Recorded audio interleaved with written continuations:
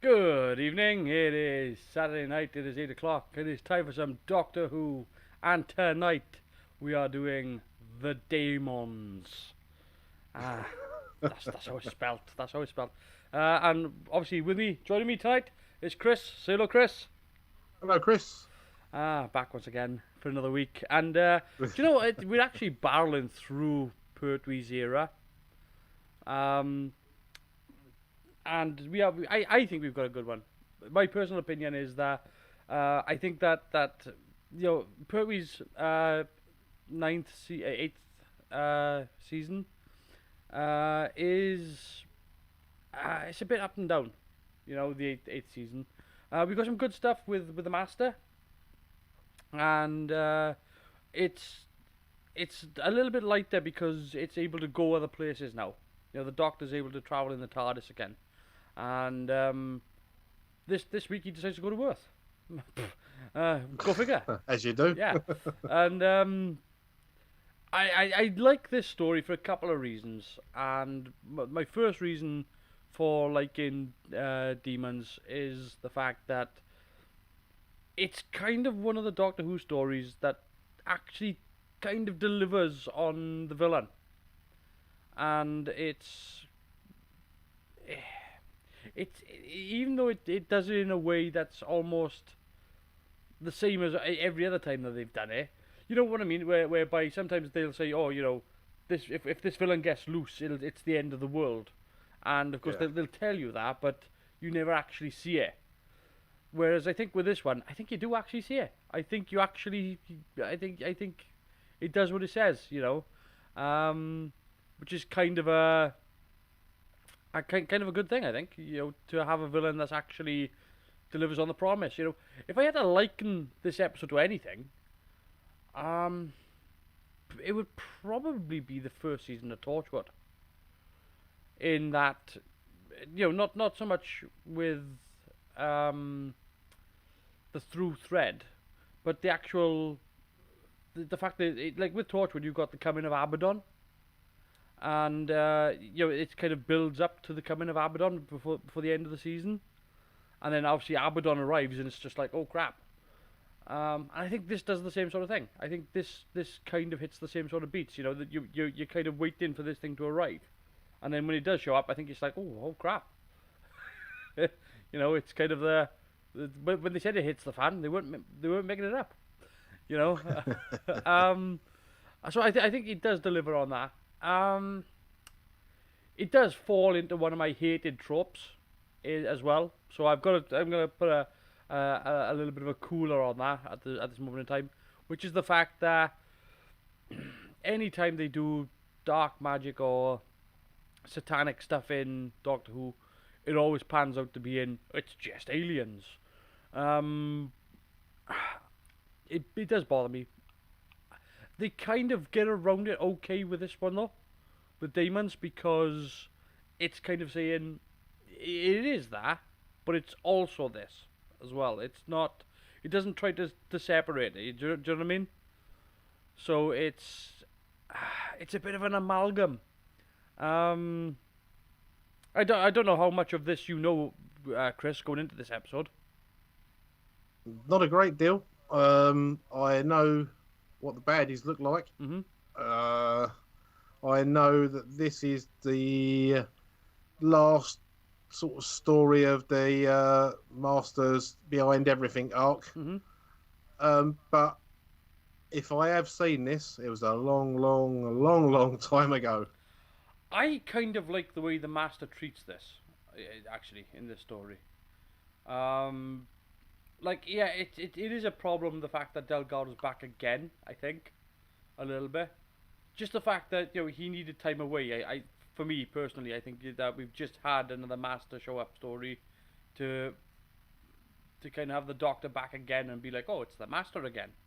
Um, you'd think he'd go to Brazil or something, but he keeps showing up in. Do you know what I mean? He keeps showing up in England all the time, and it's just like, the Yeah, Doctor's always there. He should be knocking about with Ronnie Biggs, but no, here he is again. Yeah. There's other people, but I kind of do like. I like the role he takes on here, which is more. I don't want to say you can kind of in this you can kind of see what they went for with Eric Roberts in the '96 movie. You know, when Eric Roberts shows up and he goes, "Oh, you know, you've got to dress for the occasion," and he comes up in that flamboyant gown and everything. Um, this is Delgado doing it, and I think it works better. Um, yeah, there's a lot of stuff in this, but I like the it's almost like a done to death story in that it's an archaeological dig. They come across something malevolent that should, you know, it's a sealed tomb. It should never be opened, but you know they know best. As they always do. Yeah, Harrison Ford's going. It belongs in a museum. Um, it's all that sort of stuff. There's nothing. There's nothing surprising about this. It's not really breaking new ground science fiction wise, but I tell you what it is. There's things in this episode that makes you go. They should have gone the other direction with that. You know, they should have. I get the idea, and I get the fact that they are laying some sci-fi ideas on the line here, but they went the wrong way.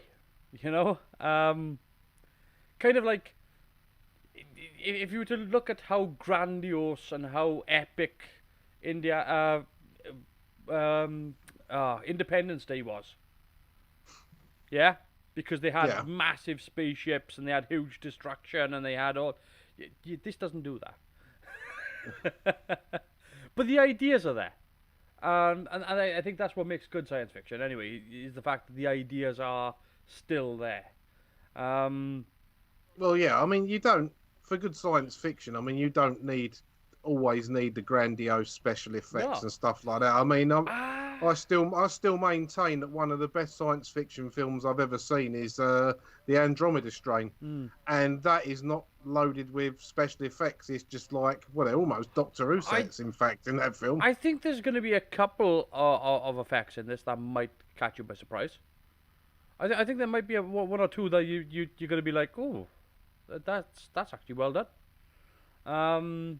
Because it's dealing with an isolated village. It's dealing with the idea of cutting a town off. So very similar sort of stuff to, I mean, we've seen this before, where a town has been cut off from the rest of civilization, and you're just stuck with whoever's stuck inside the town is stuck inside the town.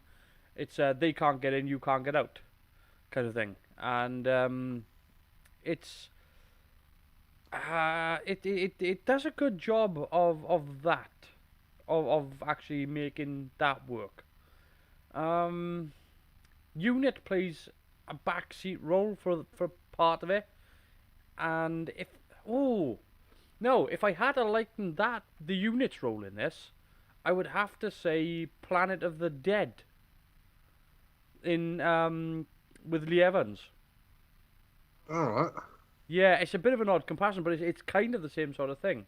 You know, where they stuck on the planet and he's stuck in outside the tunnel in the van. I think that's the best comparison I can make, really. So yeah, it's a mishmash. So some things are really, really well done. Some things are really, really not so good. Some things might catch you by surprise. It's a bit all over the place. I like the dark demonic stuff in this though. And everything else I can kind of go, well, you know, let's just roll with it. So, anything you'd like to say, Chris? No, I think most of my conversation's going to be afterwards when I've remembered whether I've seen it all or not. It does ring some bells. I mean, I had a quick look at I normally put like the TARDIS wiki page ups because like when we want to know who's directed it and who's done this, that, and the other. So you haven't got to do it all by yourself. And I did have a brief look through that, and it kind of rings a bell, but it's like at the moment it's kind of like where it's like where you've just woken up and you can barely remember a dream you've just had. I'm pretty sure I've seen it, but it's on the fringes of my recollection. I would say, look, I don't think that this has done. It did kind of help change some of the way in which shows like this got made. To a small degree, in the fact that it's shot a lot on location, and the director, of course, a man named Christopher Barry, no relation, um, but Christopher Barry, and what he done was he linked cameras together, and it had been done for a studio, but it had never been done for film cameras. And basically, what it meant was that you could start and stop film cameras just to save film.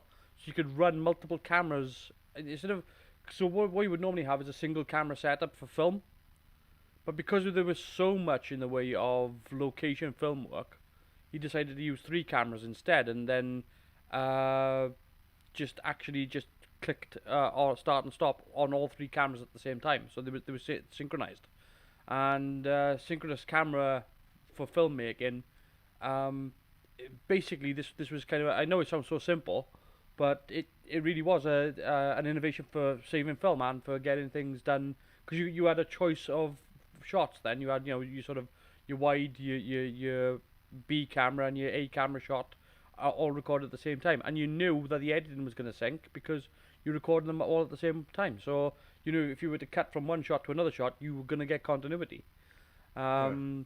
Which, and I've got to be honest with you, they don't do that a lot today, which is a shame, because I think these days as well, with digital cameras, you've got first of all, you've got a larger, greater scope for f-stop, so you've got a greater range. You've got 15 stops of dynamic range on the big Arri Alexa cameras now. I mean, there's no reason why you wouldn't do it these days, other than the fact that they just don't want to. So yeah, there's a little bit of an innovation going on with this. Lucosa has joined us. Chris. Good evening. Mate. And it predicted the existence of BBC Three. It does predict the existence of BBC Three. I was sitting down, and actually their version of BBC Three is better than the actual one.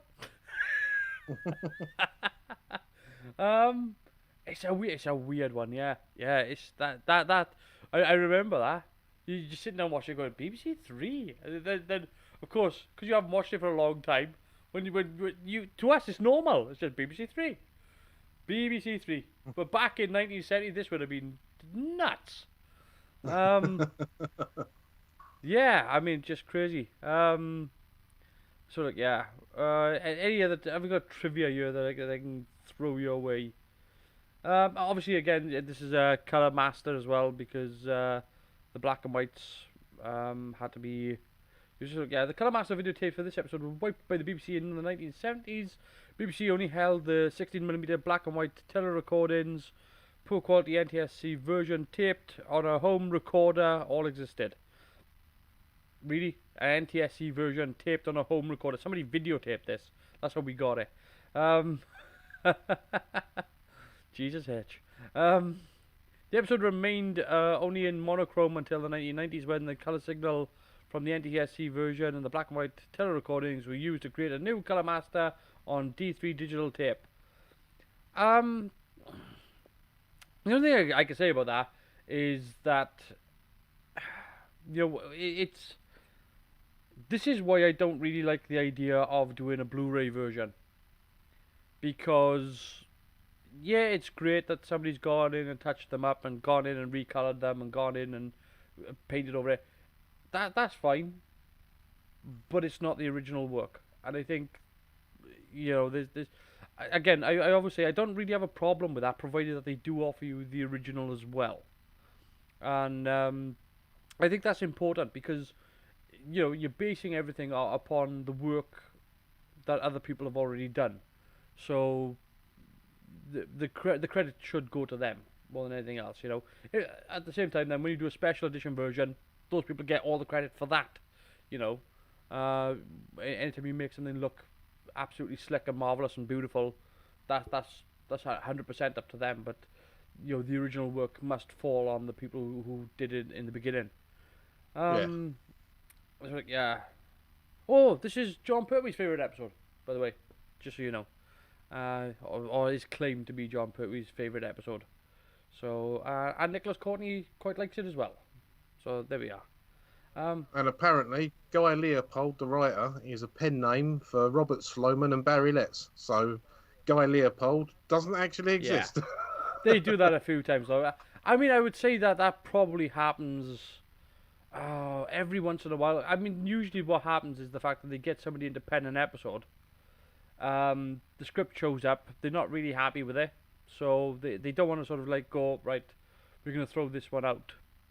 So what they'll probably do is if they haven't got enough time, they'll sit down in the office, pen it together, but then they don't want to be seen as being sort of taking over that much of control of Doctor Who, particularly if they've got no credit in the writing union. I mean, you get all sorts of stuff like that happening with writer strikes and things like that as well. Oh God. So yeah, they'll pen it and put it under a pseudonym just so that they've got their own backs covered, really. Yeah, makes sense.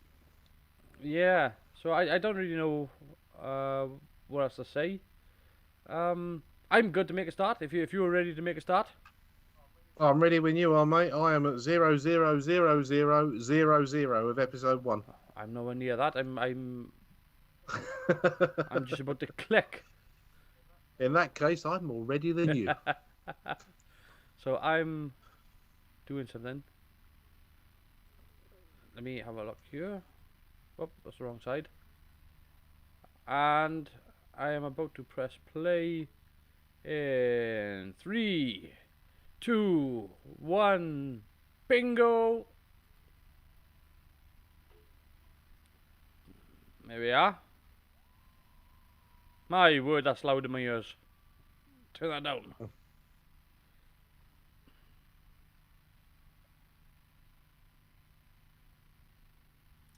Yeah, I think what you're going to get out of this episode, though, is some good sci-fi ideas. How well are they executed? I mean, you have to judge that for yourself, so...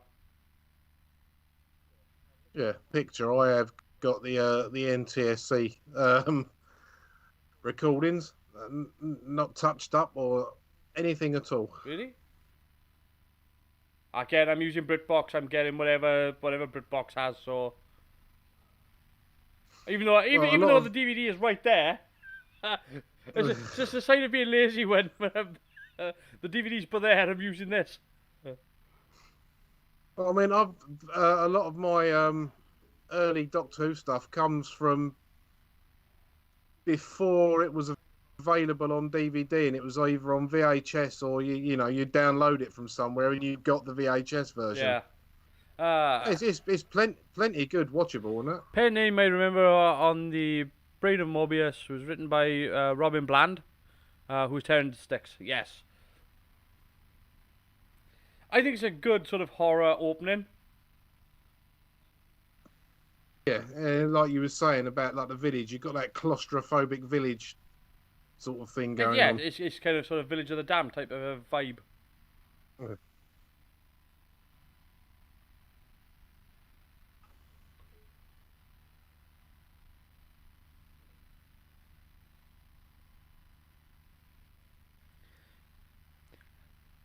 Now, this is kind of very reminiscent of K9 and Company.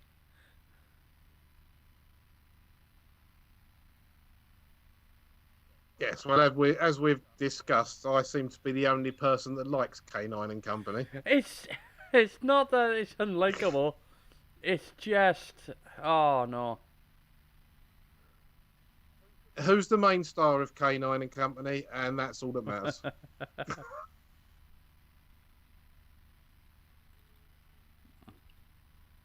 So like, yeah.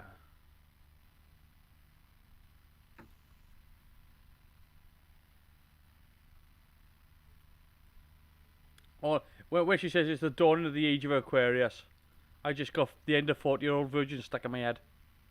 There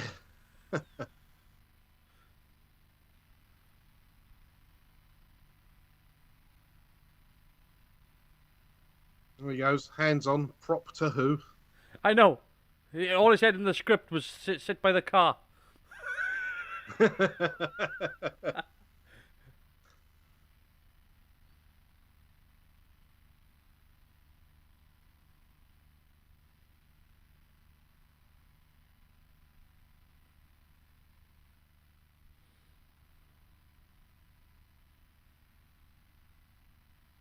Turn into Brum.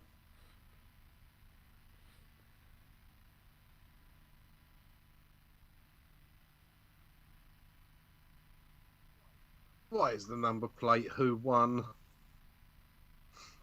That's something that bugs me on the old Doctor Who. Why is his cars who won and who two and that? Yeah, who knows? Who knows?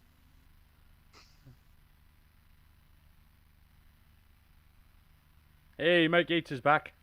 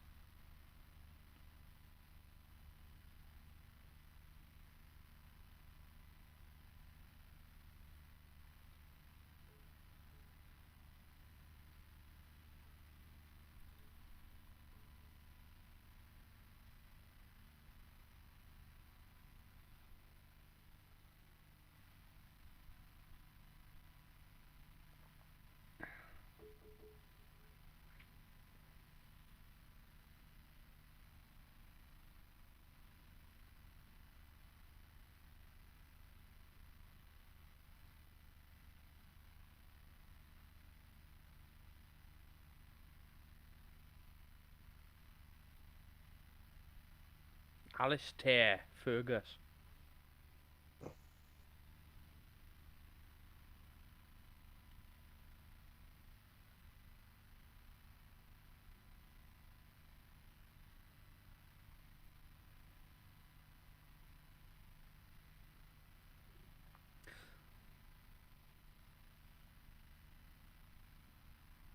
I quite like the interior design for this.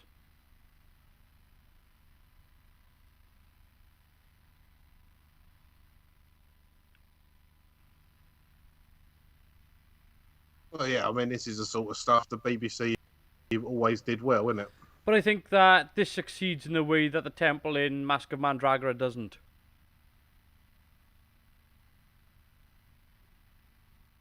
You know, it's a similar sort of vibe, it's a similar sort of thing that they're going for, but I think this is much better.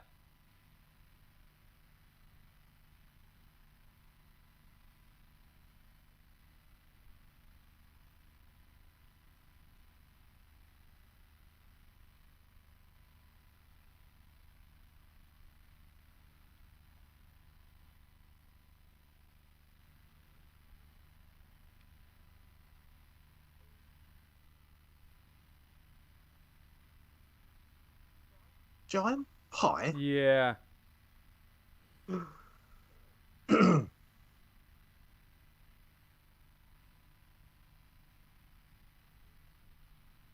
It's his left testicle. No wonder cutting into it unleashes hell on earth. Literally gives him the ump.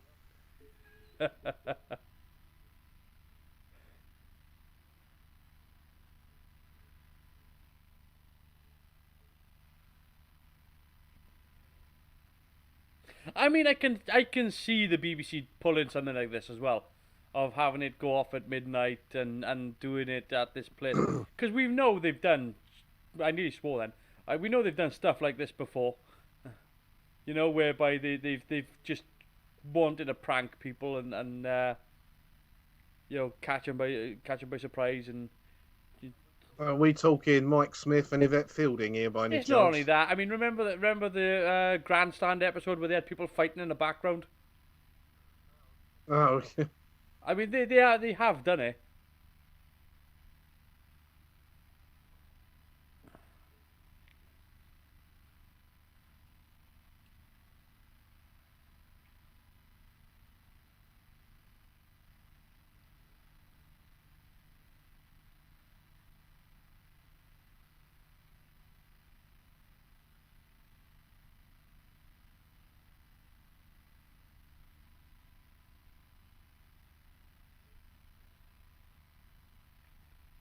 I tell you something else as well. This episode's got one hell of a cast list. Yeah.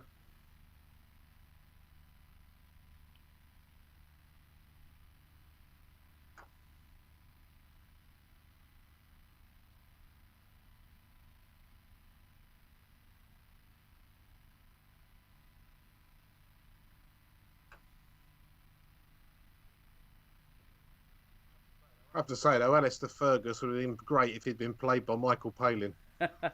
Well, it was played by uh, David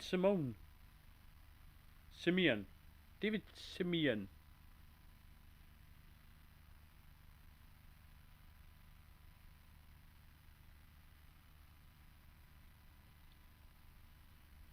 That's of course Damaris Simon,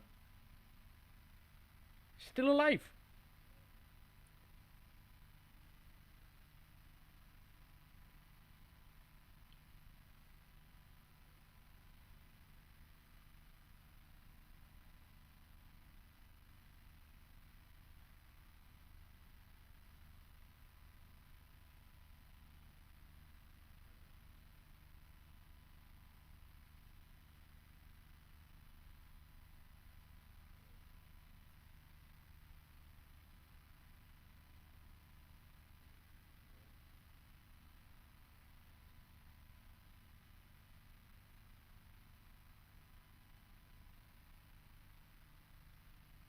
Dum dum da.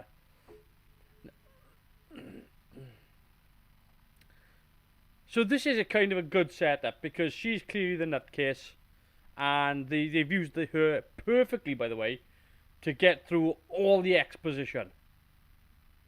Yeah. Like brilliant piece of writing there. Just that they have this one character that's a complete nutcase, and she handles all the exposition. Just takes all the story, puts it all out there, and then of course you add credibility to it then by having the Doctor turn around and go, yeah, she's right.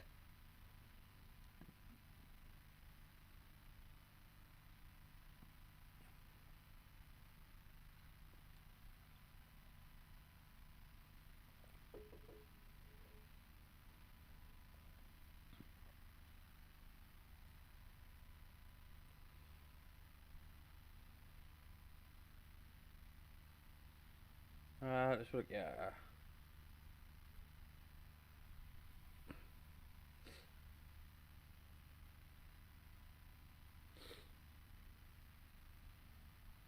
So the guy.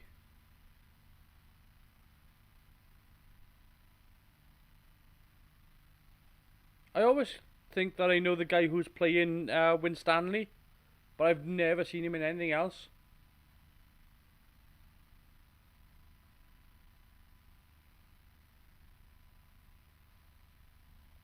He just seems familiar.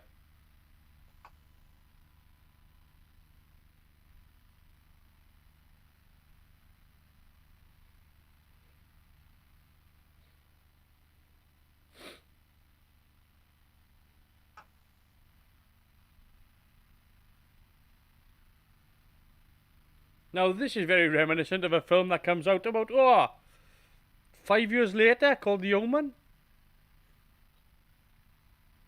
starring one of the stars, Patrick Troughton.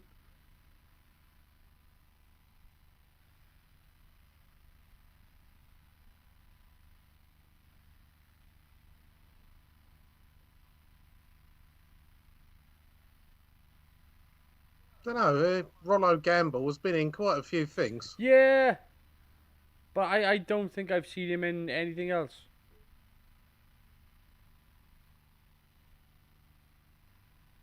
He was in the Anedian Line. That was quite a popular program. Hmm.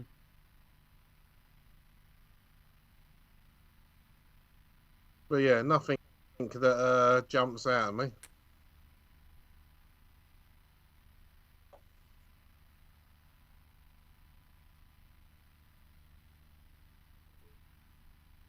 Yes, the dark power there turning a sign. Couldn't have actually redirected the road itself, but it could rotate a sign. Yeah, these things have got to start small and build. Yeah, but I mean, it always bugs me when they do stuff like that. You know, like you've got this sort of unlimited power, and instead of just changing the landscape, you just like turn the sign. It's a bit Roadrunner.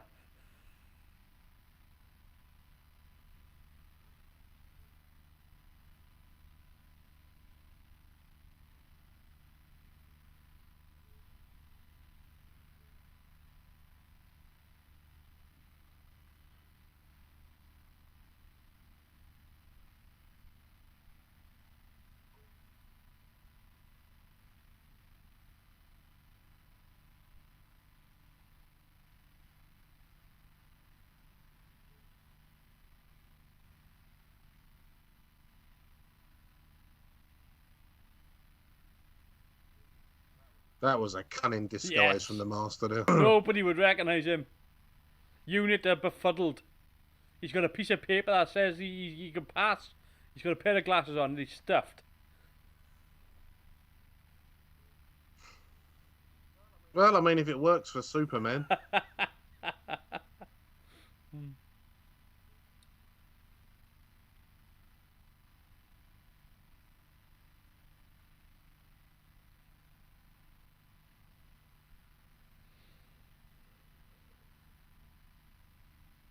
It's the Temple of Doom.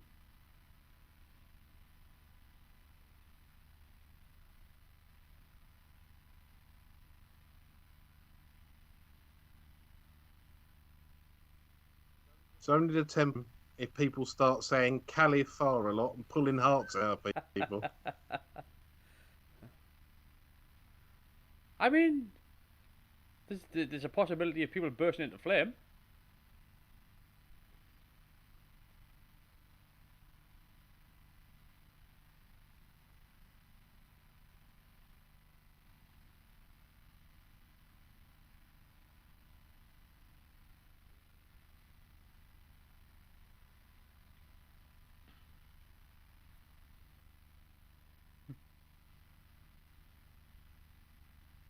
He's just that touch of menace. I love it. He's just so good. And again, that's why I think he's my favourite master. Is because he can do this gentlemanly, very use civility in his tone, and then just twist it. It's just so good. Well, he's my favourite master as well. For no other reason than he was the original and the best, really. Yeah. I do think in a lot of cases, if you take some of the pantomime episodes out, I think Anthony's a close second because there was a few stories where he was emulating full on Delgado and he did it really well. I have no problem with Anthony Ainley. He's the guy I grew up with as the master. You know, Yeah, it's just the fact that Delgado has, again, like I said, he has this almost sort of James Bond demeanor where he's cool, calm, and then he's just got this sinister edge that just comes out of him, and it's beautifully done. You know, like when we were watching, oh God, I'm trying to think now, Terror of the Autons. You know, where we, Yeah. you know, he has that whole thing whereby he's talking to people one on one, very calm and collectedly, and then when he runs up the tower, he just literally chucks a guy off, just kills him, just outright, just throws him off the top of the tower. You know, he's that cold, because humans don't mean anything to him. Yeah. As far as he's concerned, humans are ants, and that's the way he looks at it.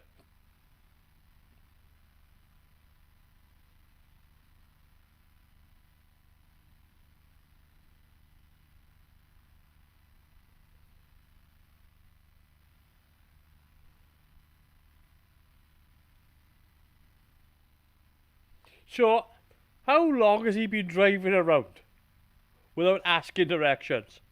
I'm just putting it out there.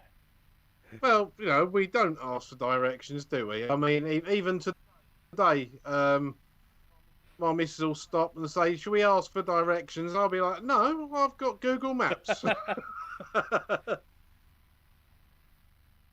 I mean, like, it's been out, it was daytime when they set out, it's dark. England's not that big.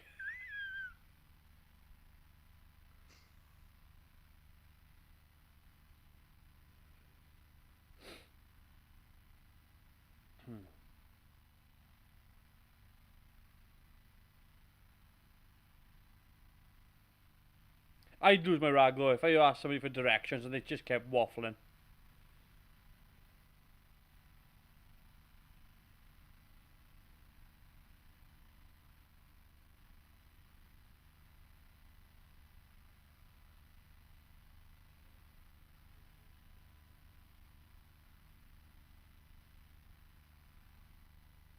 No, he said his name was the Pope.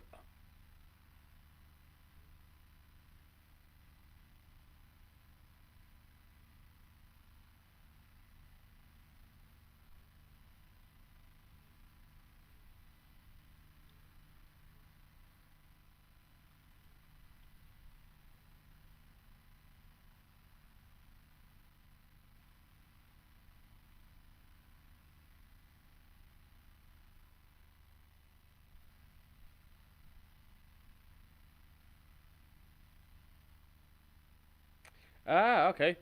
So the scene where the Doctor gets lost because Joe Grant was holding the road map upside down was inspired on a real incident where John Pertwee and Katie Manning were driving to the location shoot. Well, right. Yeah, that outfit he's got on there, that is very Eric Roberts, isn't it? Isn't it? Yeah, And I'll tell you what, I think Eric Roberts gets far too much of an hard time. he does. He worked well with what he was Man, given to he work with. didn't know what it was that he was signing up for. And he just Yeah. played it. He played it his way. And whatever you can say about Eric Roberts' master, he played it his way. He there was no, trying to be like or trying to mimic or trying to copy. He just did what he did. And yeah, He's back in a Big Finish as well now, isn't he, Eric Roberts? and I can't wait. I can't wait for it. I can't wait for it. I've seen the trailers for it. And I just think, yeah, give him his due. Have somebody who knows how to write Doctor Who do it.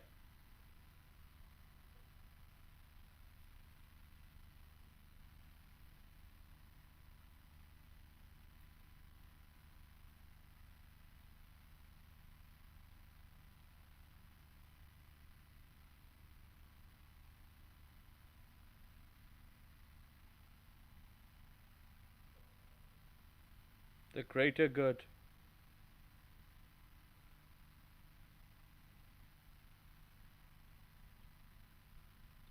See now what they're doing now with that, right? As obviously I know, that's very metal these days. That was to ward off demons. Ronnie James Dio, the late great singer, got that from his old Italian grandmother back in like the 60s and 70s, and that's to ward off demons, not to call them in. I think what he's doing there is he's creating a summoning, so he's kind of creating a parameter. I think that's the idea. I think. So he's potentially using that as a symbol of you're gonna enter this boundary but no further. Right. So it can work. I'm not gonna lie, that was a bit of a stretch by me, but that's why I take. Because you could argue that he's summoning the demon, but he's protecting himself. Or you could argue that he was predicting the album The Number of the Beast by Iron Maiden Absolutely. 12 years Yeah, early. yeah. I mean, Yeah. can't help it, mate. I'm wearing the t-shirt, you know what I mean? Yeah, that's no problem. I love a bit of Maiden.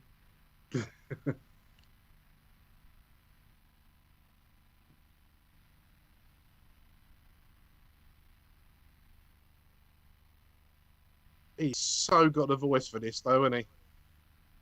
Yeah.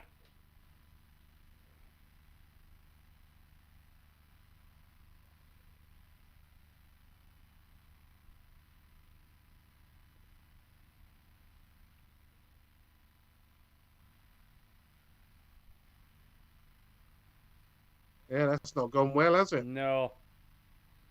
It has an element of Ghostbusters to it. You know? Yeah.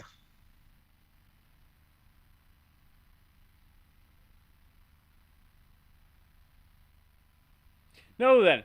I'm gonna give him a lot of leeway on this. I think the gargoyle makeup and statue in this is pretty bloody effective. I think it's pretty good.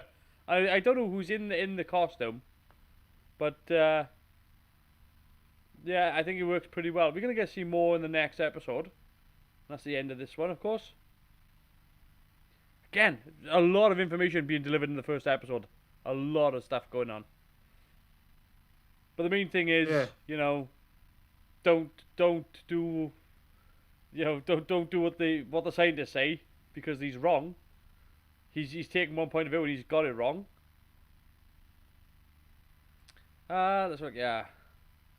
So the area under the church is always referred to as the cavern, never the crypt. This is because a BBC requirement to avoid the risk causing offence to viewers with religious sensibilities. Similarly to director Christopher Barry's amazement, no mention of God was permitted to be made in the story's dialogue, in case it was considered to be blasphemous. There we are. I'd have got into so much trouble if I was making stuff back then, because I don't give a toss about anything like that. It's there to tell a story. Exactly. So Right. I'm about to cross over. We've got a little pause here while BritBox does his thing. Let's just have a little ting doo doo.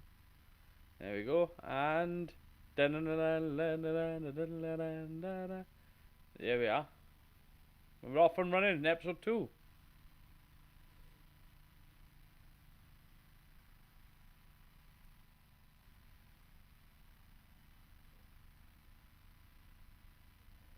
Yeah, the reason I can tell my one's probably the NTSC one is some of the blacks are a bit washed out.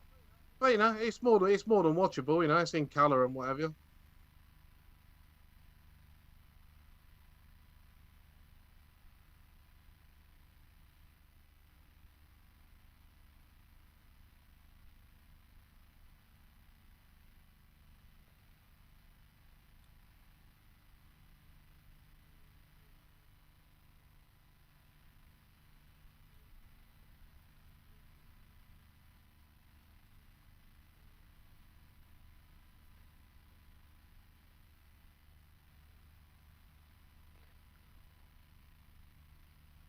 And full of things to see, it's just like, Christ.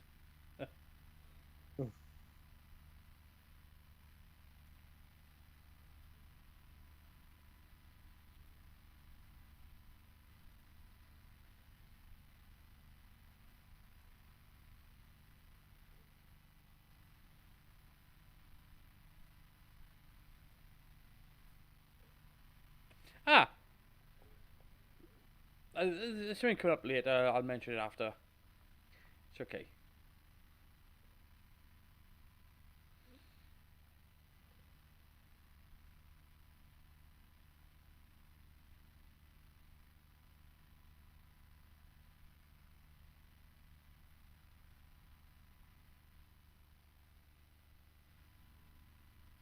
That was an emphatic response, wasn't it? That was like standard British wedding hymn singing. I'm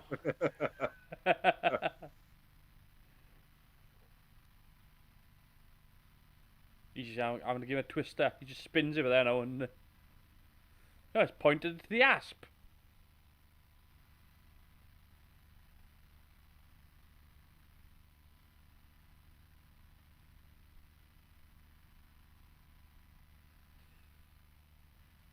The look on his face for there, when they all muttered that, it was kind of like, make an effort.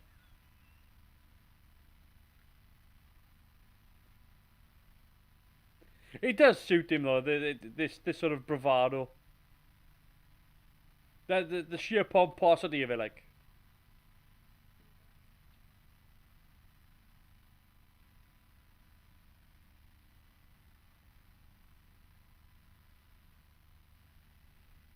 I like these characters that are almost like refuse to help.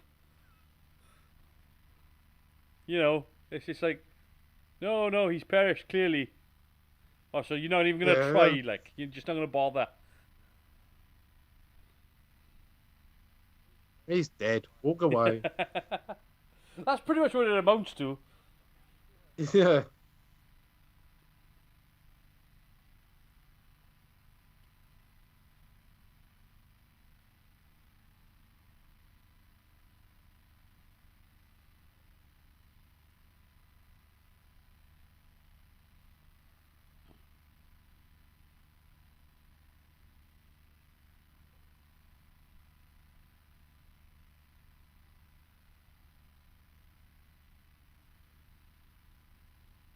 You don't understand. He's the star of the show.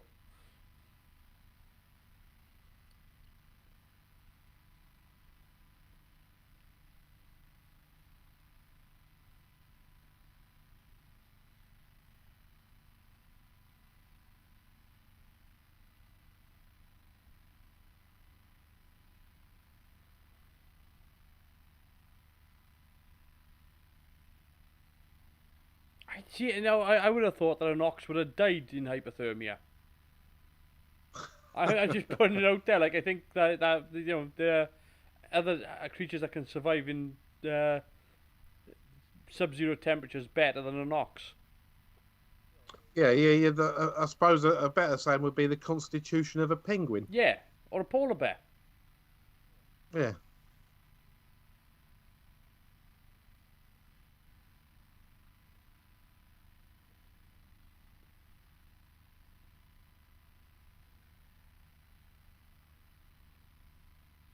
It depends on what you're going to use it for.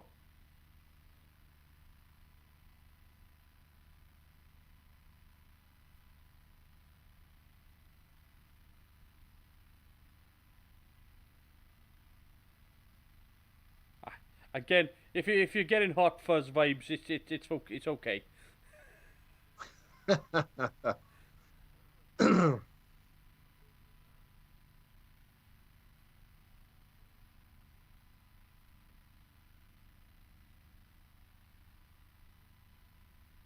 Yeah, there's I think a hot fuzz may have taken one or two cues from this. I mean, it wouldn't surprise me because Simon Pegg is a nerd, so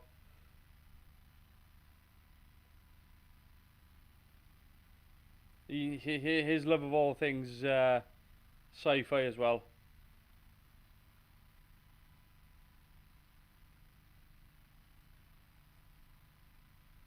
Not the best Scotty though, let's be honest. No, nah. But then I don't even regard that as Star Trek, so don't even go there.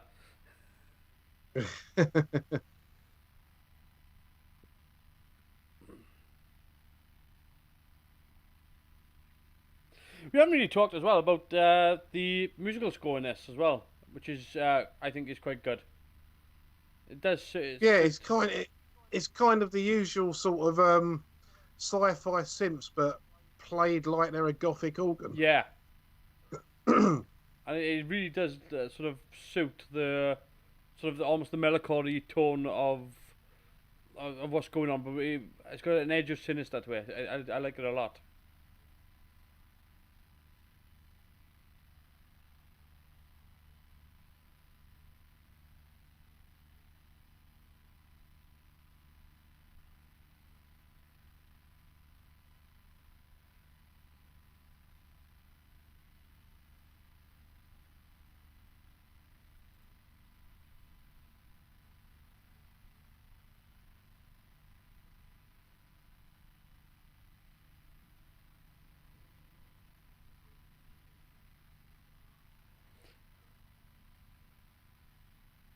Uh, Now you'd be wrong in thinking that this was stock footage of a helicopter they might have fired, but no, this is a brand new footage.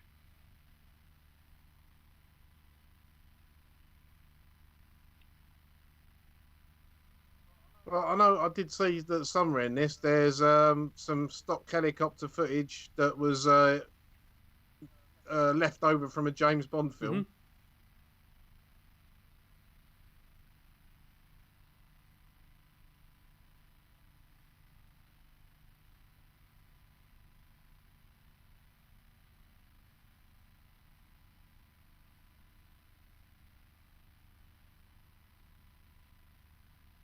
Now, those hoof marks are about a fifth of the size of the ones they saw from the air.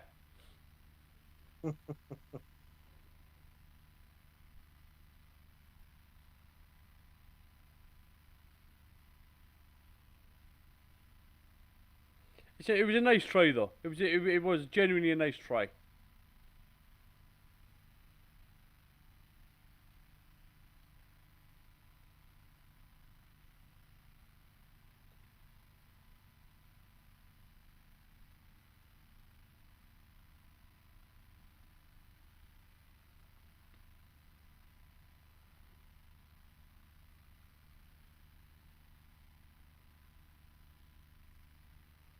I don't know what to think of the costumes that they're wearing. I don't know what to make of them. Just 70s clothes, isn't they? I suppose. Yeah, but it's kind of like Mike Yates borrowed his jacket. He looks better now that he's got that red thing off.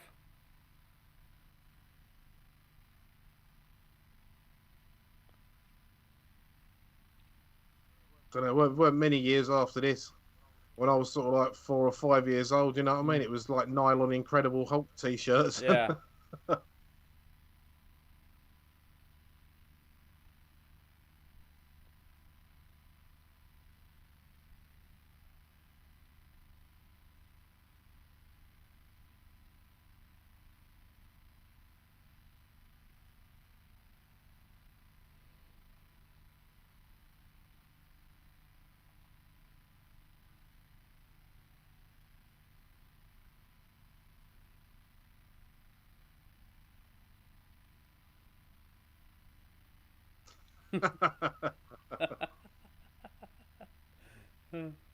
Can tell it's his helicopter because it had G Unit written on the front of it.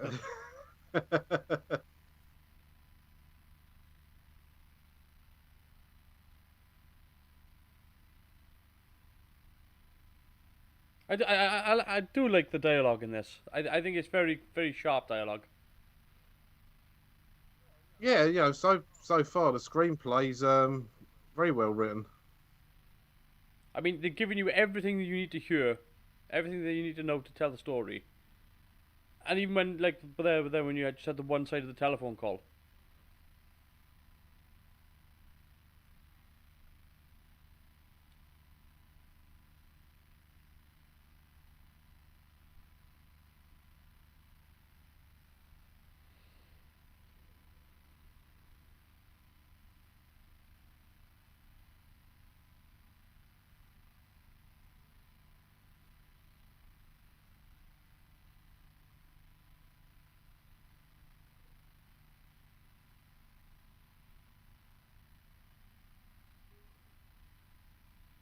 You could go back in here, or you could find something heavy and twat him with it. Yeah, I mean Sergeant Benton's a big lad. I mean he could fisticuff him to bits, I reckon. Yeah, I mean, he doesn't look like a puncher. Yeah, he don't look like a soft case either though, does he? You know, he's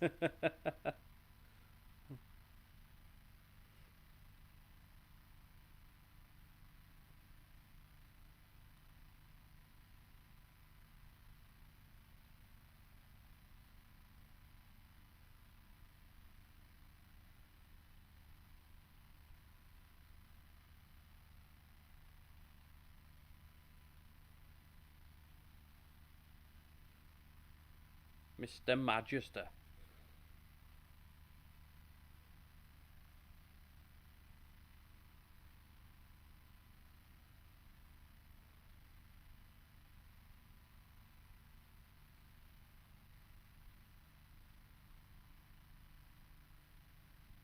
And this is absolutely true. It was, in fact, repealed in 1951.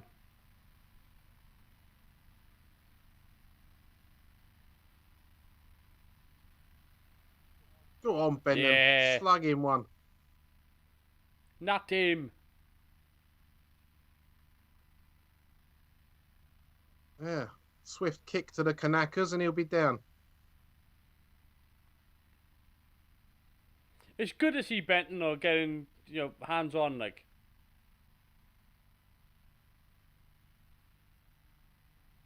I'm not sure on the radio dial-in of sound effects though.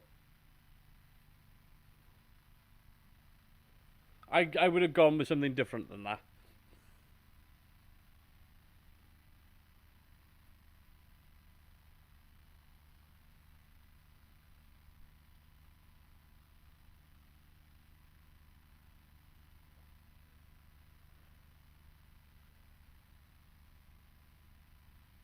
Now, the question you're asking is why the hell do they have so many lights on the ceiling? And the answer is, don't know.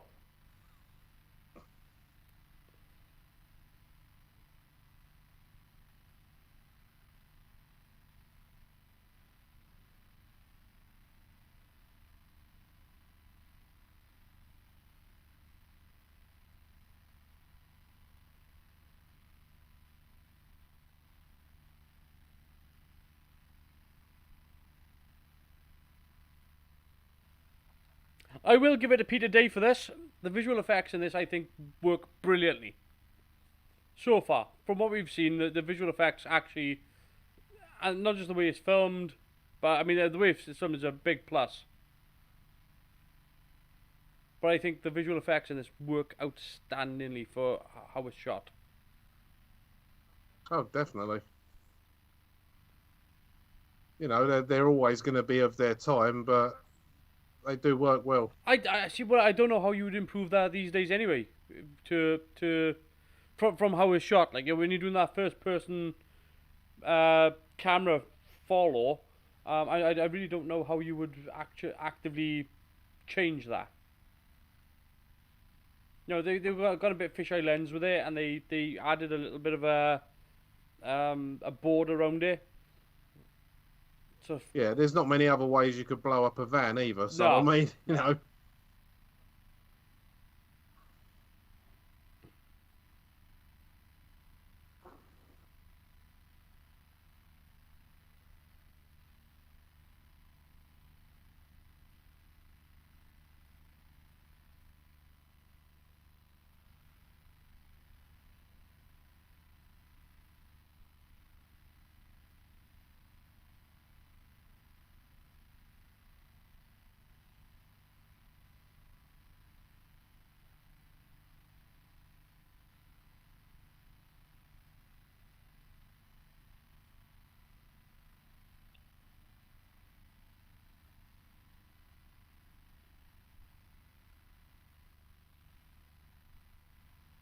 so it, what we're about to get now here is a sort of an explanation scene from the Doctor.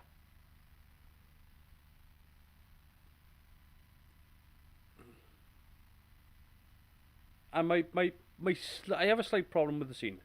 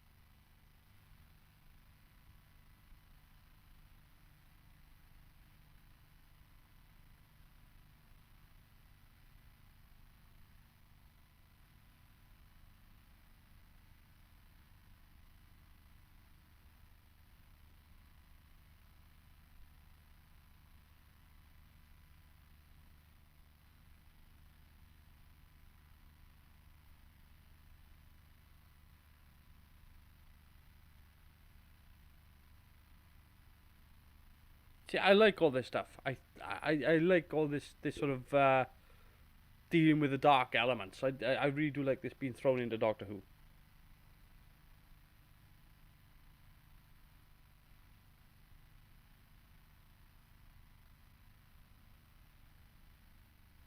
But the Doctor's about to do something now, which I think they should have left out. Mainly because it essentially is attacking somebody's religion. And I think if you're going to say that this person's religion is up for grabs, then everybody is. And I just think it's a double standard on the BBC. That's all. A double standard on the BBC? No, Colin, surely not. No, but it is though, isn't it? I mean, it's you haven't got to it yet, but yeah, the Doctor's kind of gonna sort of dispel her witchcraft for nonsense, and that's technically a religion. So if you could dispel that as nonsense, then you have to look at other religions and.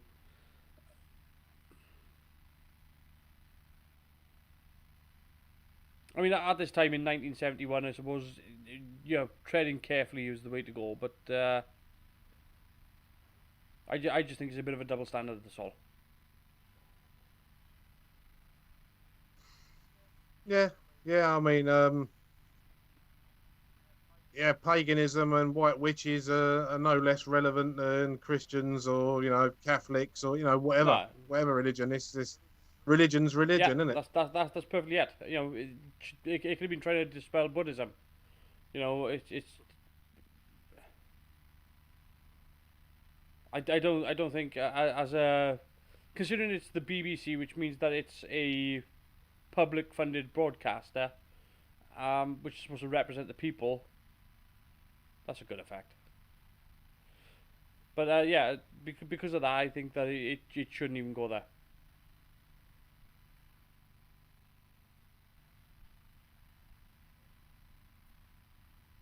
In essence, what he's saying is that what these people believe is nonsense. And okay, if you're gonna take that opinion, then you can't have a standard saying, well, you can't talk about God or Jesus or something in this show. You can't bring them into it because they might offend people. Well, you've already done that to some people. Yeah.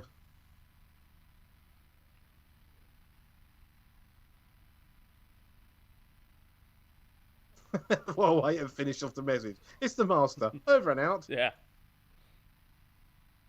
I might make a replica. I might make a replica of those little radios that they got. I do kind of fancy them.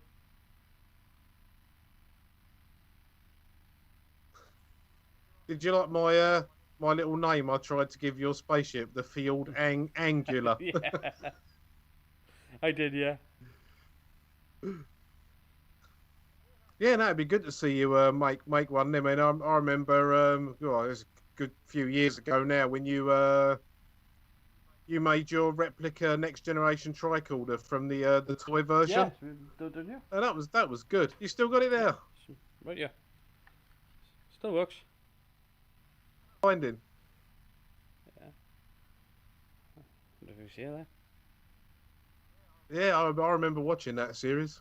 Yeah, it all works fine. Just missed my model update.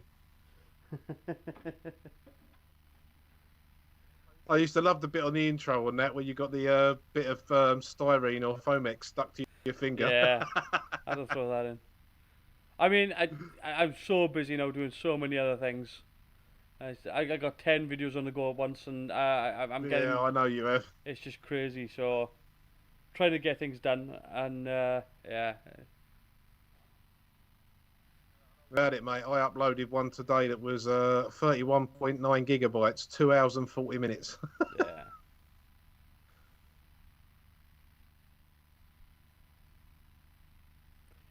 See, this costume here, I think, is really well done.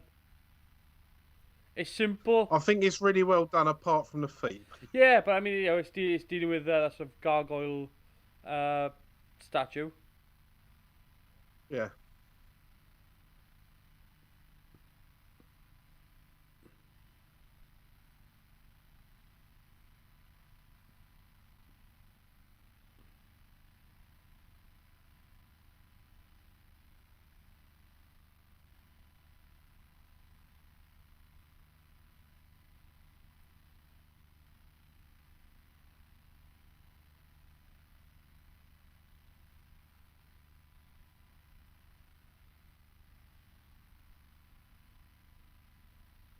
That's the way to end an episode, isn't it? Mm-hmm. Yep. But I know I think the costume for the gargoyle is very successful. I think for the time period as well. Yeah, it is. It's just the feet were a bit flappy rubber when it was running down that hillside. It's got But to yeah, run the, like the a top duck. half of it's brilliant. Yeah. Yeah. Yeah.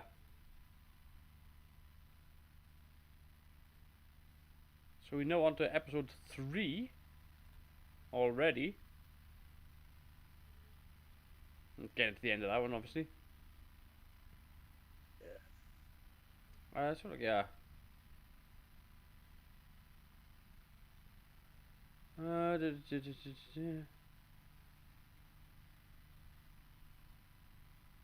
Okay, this is a bit weird. I'm just looking quickly here.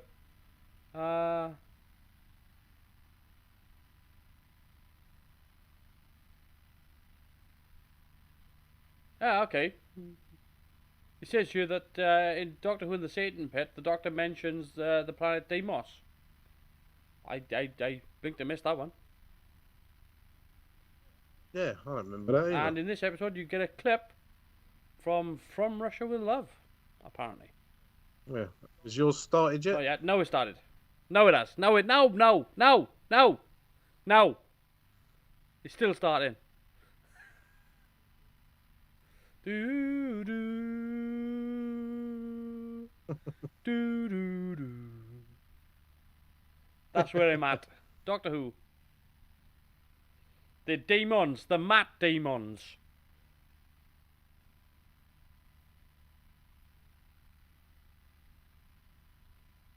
It's an episode whereby they're going to go back to another planet to rescue Matt Damon. Matt Damon. No, this is what I meant about by big sci-fi ideas. This is the ship from Deimos, and instead of it being this big, huge, glorious ship, it's gone. Oh no, it's this big. You know, and yeah, it's a perfectly viable sci-fi notion. It's just, it's not very glorious, is it? No.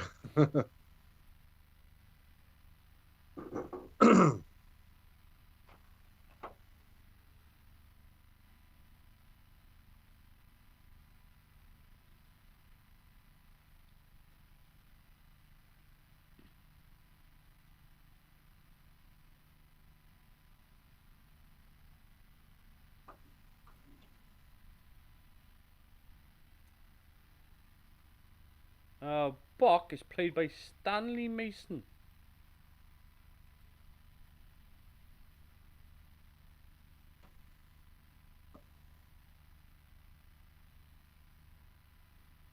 Ah, okay. So, guess what? Stanley Mason returned as Bok in the Death of Doctor Who in the Sarah Jane Adventures. All right. There you are.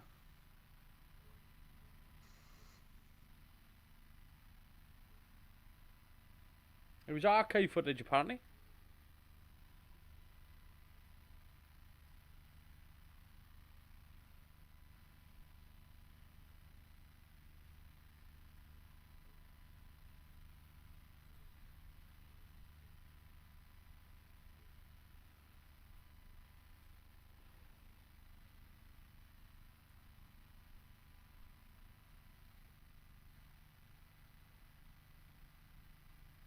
But A Devil.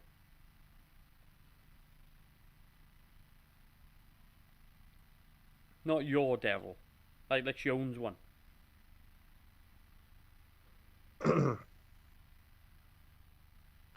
I think he meant, the devil of Earth sort of thing. I mean, again, it's a notion that they dabble with in Satan Pit.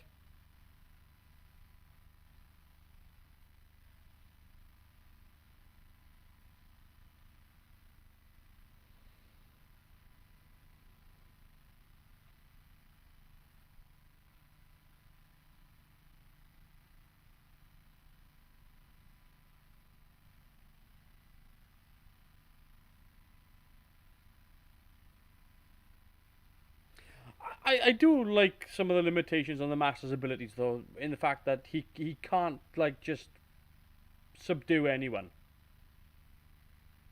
Yeah.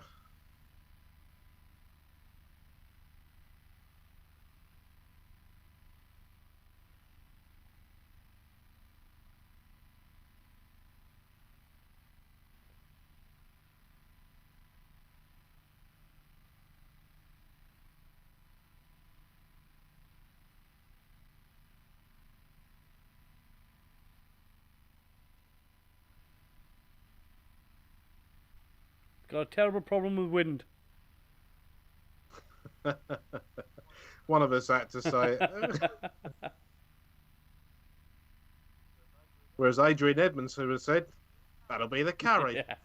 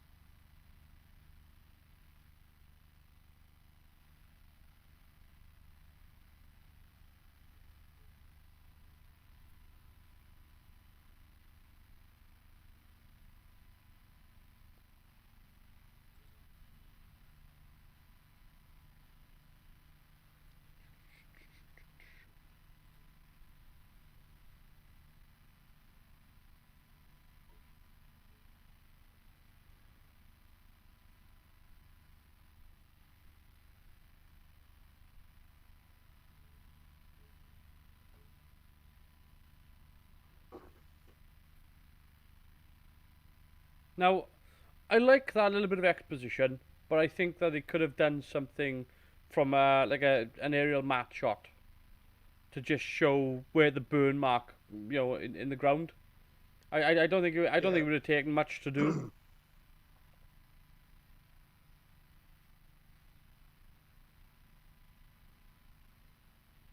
Yeah, it would have been nice to have seen that from the air. I mean, they're able to make hoof prints from the air. That's my point. And just have that one, because you could have been a locked off camera as well. So it would all you would have just seen is like a burn mark going around a huge line.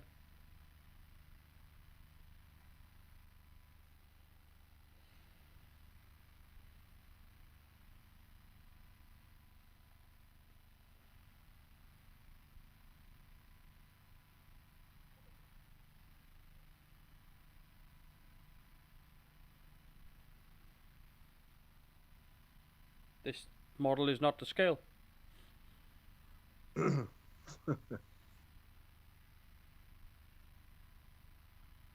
No, you just drawn a church.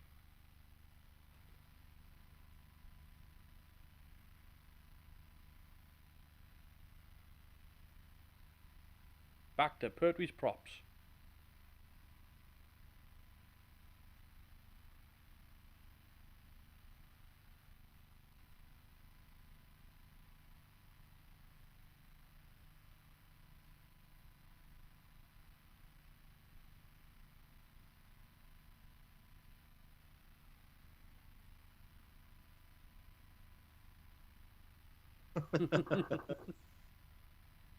Slap him down.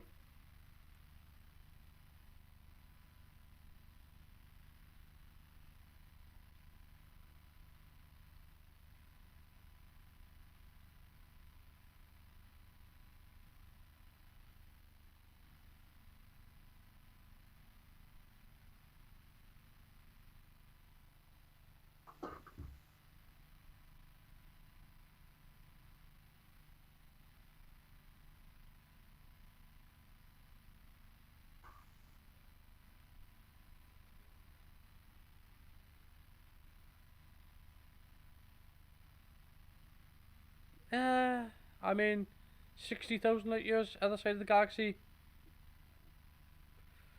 Mm, maybe a quarter of the way, And that's halfway.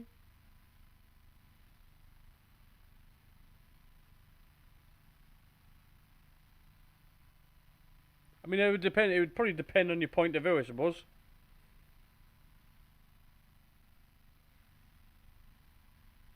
yeah. Well, galaxy would just mean the Milky Way, wouldn't it? Yeah, but See 60,000 light that's years on the other side. On the other side of it. see now that is up Lucosa's field of expertise. So if he's watching still, Chris, how wide's the Milky Way galaxy? Because I know that you know.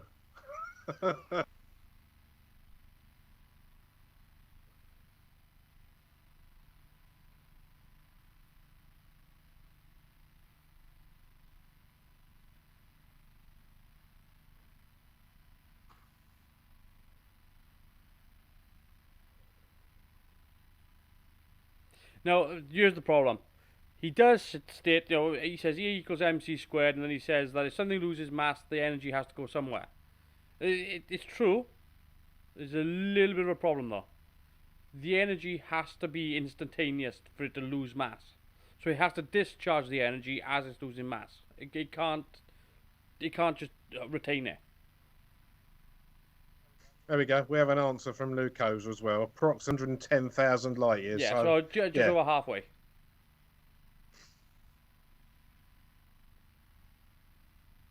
Cheers, mate.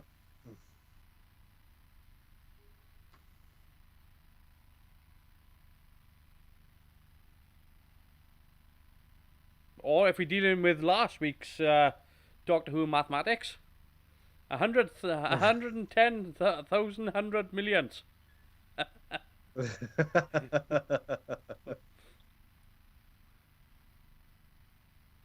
What's it in footsteps?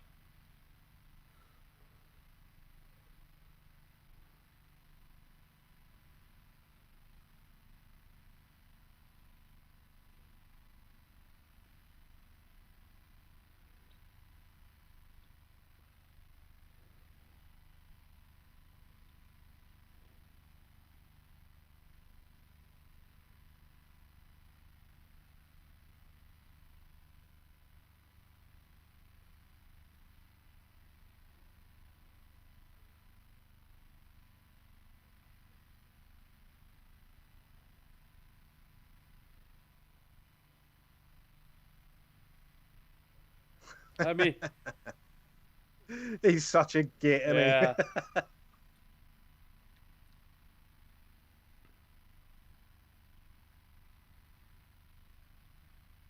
I mean, again, it's any underhanded methods, really. You know, he's hitting them with blackmail now as well. So, Yeah.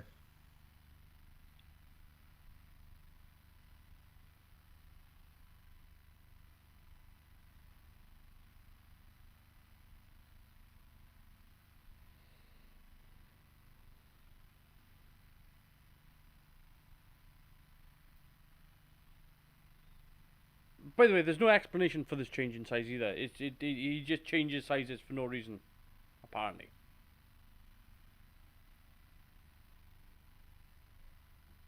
If there is an explanation for his continual change in mass, it escapes me.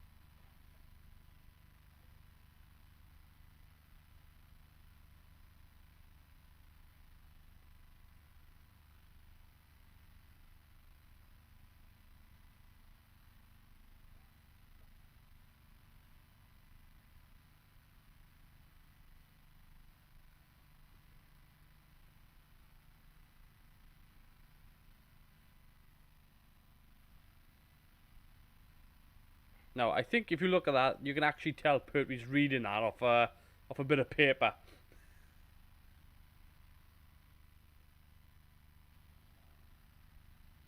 So you say that, but I reckon John Pertwee actually owns one. He probably built it.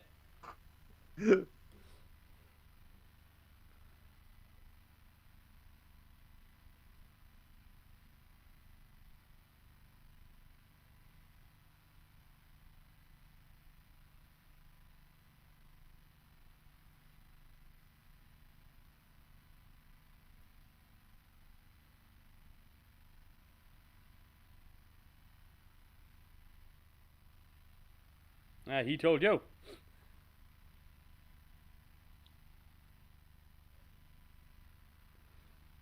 See, I got, this is John. my point with when people talk about the modern writing of Doctor Who, where they say, "Oh, there's too many people in the TARDIS to write for everybody." Rubbish. You've got Doctor, you've got Joe, you've got Mike Yates, Sergeant Benton, you've got Lethbridge Stewart. That's 5 people. I'm having no problems in keeping up with these characters, No, and not they're at not all. having any problem writing for these characters. They clearly, you know, integral to these stories.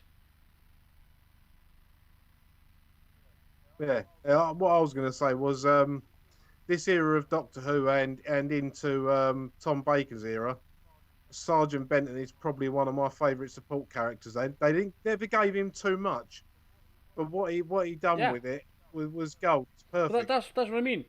When they talk about being unable to write, because TARDIS crew feels crowded because there's more than two. I think it's rubbish because I have no problem. It I is have no rubbish. problems with this right then. I mean, even when you look at Peter Davison's first series, I mean, he had a very packed TARDIS, Yeah. and there was never any real issues with it. No. Again, I think these visual effects for the time are very effective. I know that was a simple cut fade, but it was a cut fade on a pyro as well. Yeah.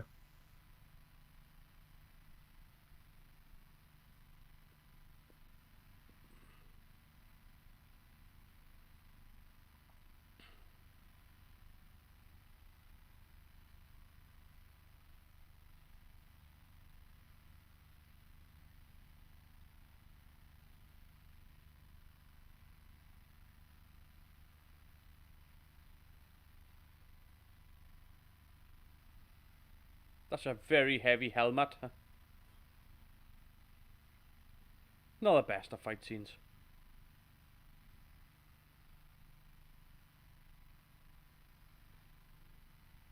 You'd have thought they'd have, locked that chopper and put the alarm on at least.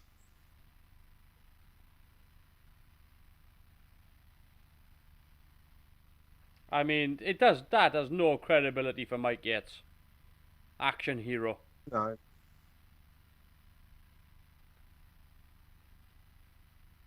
It didn't even look that good either.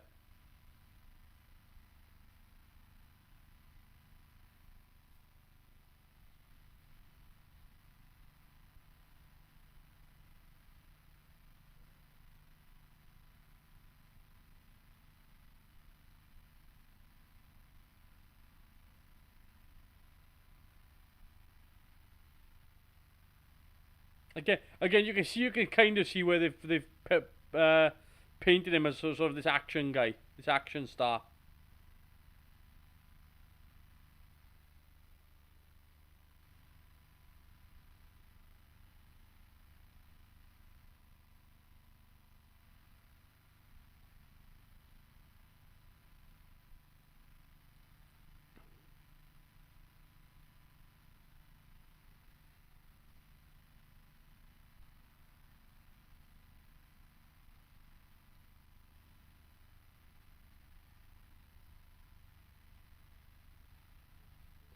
By flying a helicopter over the top of you very, very dramatically.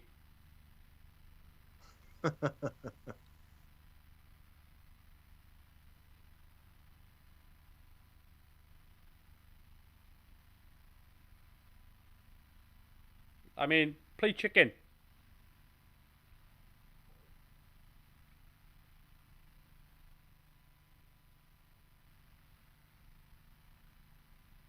I mean, for an action beat, I think it's a good idea, and I think it looks good as well. Yeah. It doesn't make logical sense, but No, it doesn't make logical sense. I mean, like, it works in the same way that it did in T2. You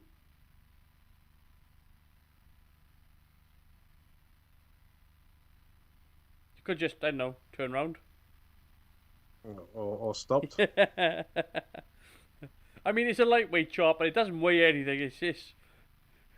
It's got no weapons. I think if it flew into Bessie, I think the chopper's coming off worse.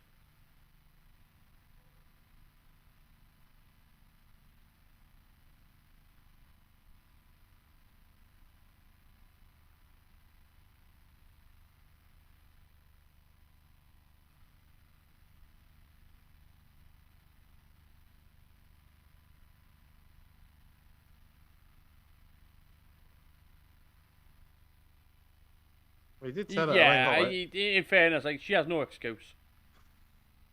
It really was her fault.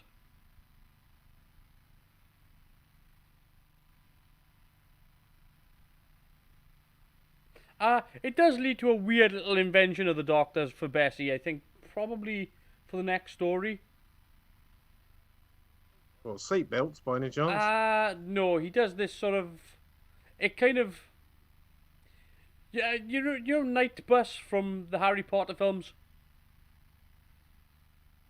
Yeah. Sort of like that. Okay. That's the closest thing I can come to.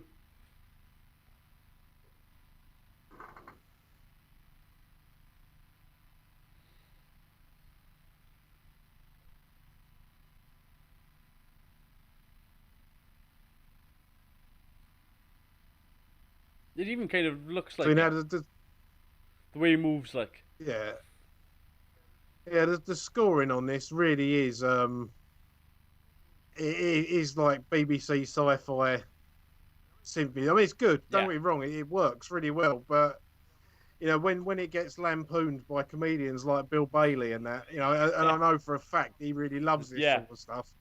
But that's exactly the sort of stuff he's talking about.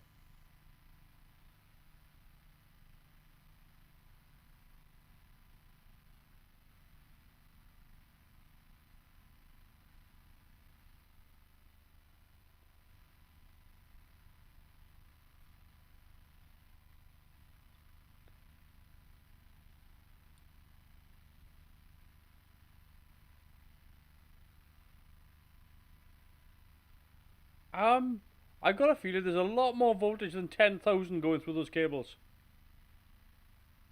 Now, he said Sergeant Osgood. Now, is that related to Good in the newer Who's? Yes. Yes, it is. It's where they got it from, and that's why she wears the glasses as well.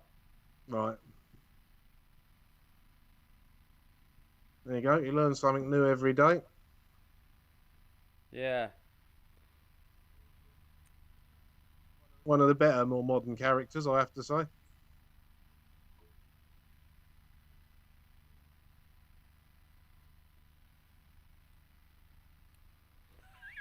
Flop sweat exposition again. Like,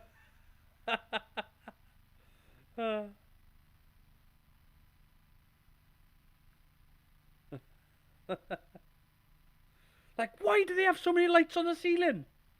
Why?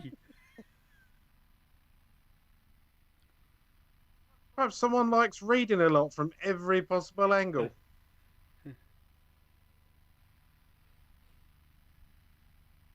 Oh, Master's started vaping. I can buy into that.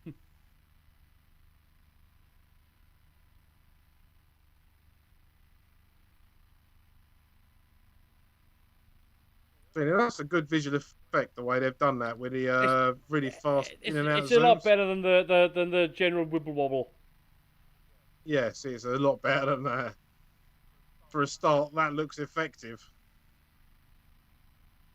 Again, I think all the uses of the visual effects in this so far have been really well done. Peter Day, who done it, I think there's two different approaches to visual effects. I think one is that you try to make it look like a visual effect, and the other way is you try to treat it as if you're trying to tell an actual story point with the visuals. And given the way it was filmed and how, what they were dealing with, I think his entire approach to this was to dial it back. Just let the camera work tell a story. Because this is shot really well. It's not really sort of groundbreaking stuff, but I mean even things whereby you've got the helicopter scene whereby you got those dynamic shots flying over the top, but it's at a wide angle so you can see. I mean, we could poke fun at it and say, yeah, just turn around or just go the other way, or, but to actually film that, to show it, so you can see the sort of wide open spaces and everything like that. It's done very, very nicely. It's again, it's nothing that's sort of, Roger Deakins wouldn't be like, oh yeah, this is right up my street. He'd be like, we need to do this a bit better. Like, yeah, obviously, but still, for a TV show that's shot, at breakneck speed, this is good. Yeah, I mean, watching this era, I really do like the all the location shooting and stuff like that. It makes it so much better, and it's just the fact that you're so limited by a studio, and even there's even modern stuff. The second you enter the studio, you've limited yourself. Studios are good for interiors. That's the end of it. Yeah.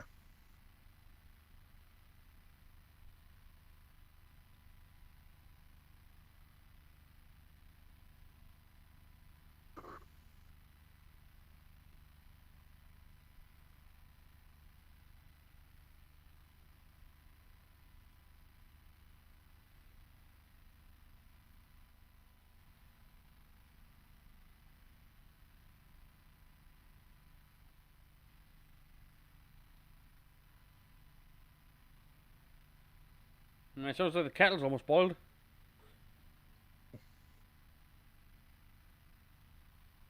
Well, I'm up to just flick to Joe in bed, so I don't know if I'm a bit in front of you or not. Probably. Yeah, by probably maybe 2 seconds. Well, there you go, 2 second pause. I've got listening to the witch now. Yeah, that's right. She's just about to close the door. There, yeah. It says 9 a.m. on the clock. Don't know if you noticed that, but I did. I didn't notice that. Right, she should be getting Yeah, out the she can window climb out now the then. window, and there's a convenient ladder there for her to climb down. We're in the same sort of area. That's Yeah. good. Tick, The, tick, the way we tick, used to do tick. this, I Boom. used to be able to sync up because I used to be able to hear the sound of yours Yeah. faintly in the background. Yeah. Ah, she's just approaching Bessie. Walking away.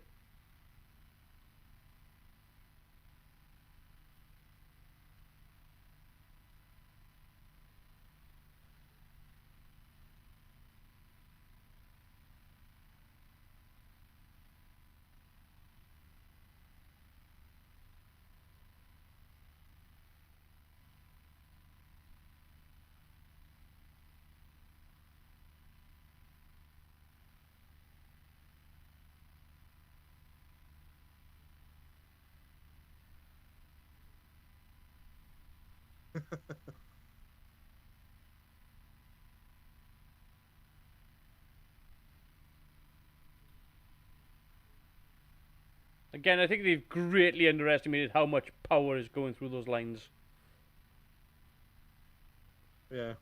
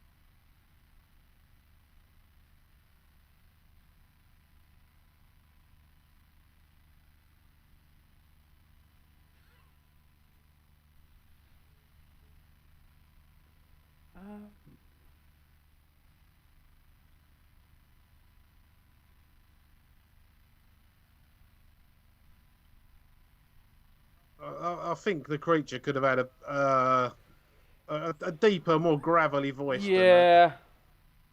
It's just a bit shouty, isn't it? Yeah.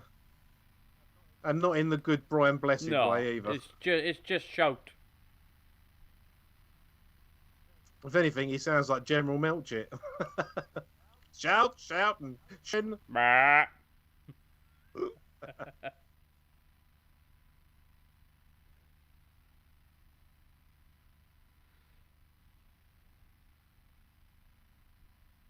Yeah, it should have been down here somewhere. Really sort of just get into that sort of range. Yes. Yeah, that should have been a be silent. Yeah, that sort of. Yeah, it would have been much better as someone talking low and menacingly like that. Still could have had a little bit of echo on it. Yeah. But, Oh yeah, you want that for or a boom. reverb, as we Yeah. say in the trade.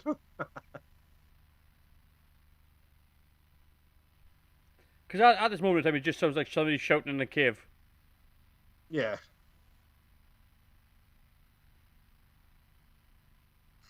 So the tables have kind of been turned on the master a bit now, haven't they? As they always are. He always gets himself into a situation whereby he's unable to control what it is. You know, this is the same as with Colony in Space, where he couldn't handle the Doomsday weapon. Yeah. And again, the same sort of thing with Terror of the Autons, whereby he couldn't handle the Nestine consciousness. Yeah, he's one of them people that's never going to learn. Yeah, he just jumps in head first. You know, doesn't bother checking the water. So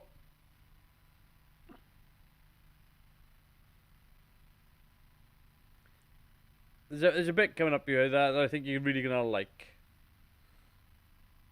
It has to do with the episode, but it also has to do with behind the scenes as well. Right, okay.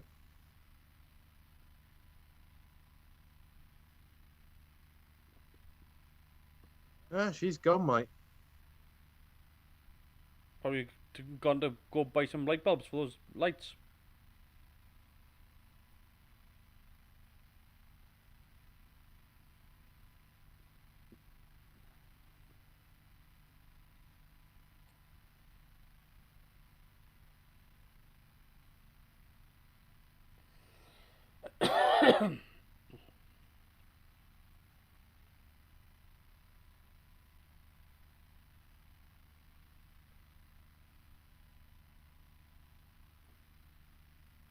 I mean, I gotta be honest. I think if Benton couldn't handle it, I'm not sure Yates can.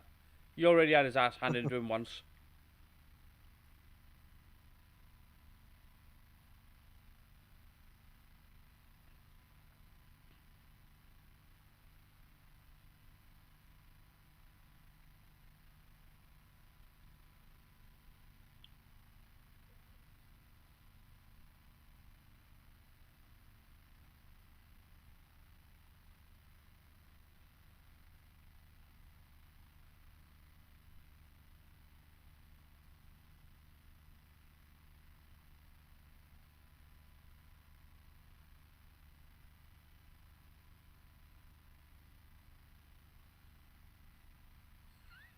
I don't.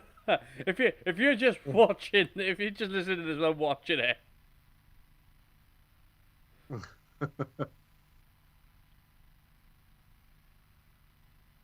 so this bit here, John Pertwee gets on the motorbike and he drives away from the heat barrier,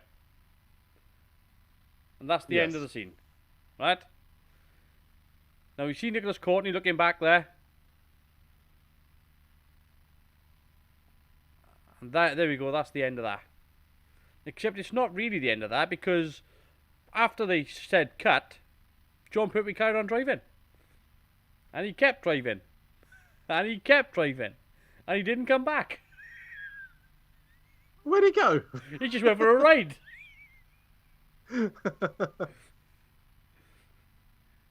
Literally, he actually went for a joyride and they didn't have a clue where he had gone to.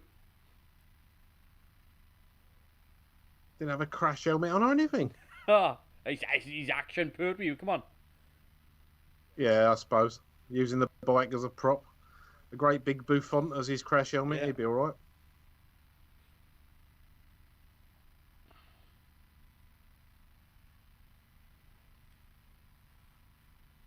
So, this episode as well is one of the only two episodes, I think. Oh no, it's the only episode of The Dæmons which remains at the BBC in its original PAL 2-inch colour videotape. There you go.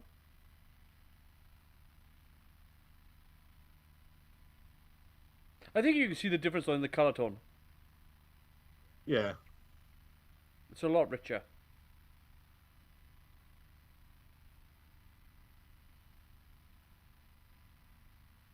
I've got a feeling the one I've got here is much of a muchness with the others I've got. I mean, they're all right. Mm-hmm. But this one actually does look a bit sharper. I was just looking at the colouring of the stone. There's actually sort of browns and real nice colouring going on. It's not just flat grey.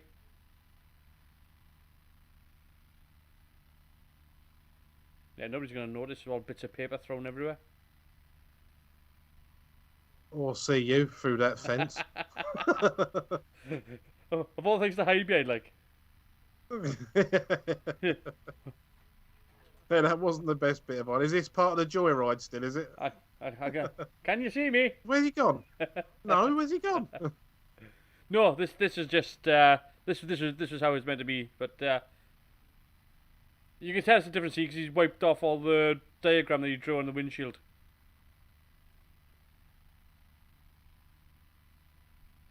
That was a stuntman, clearly. He looked more like Colin Baker than John Pertwee.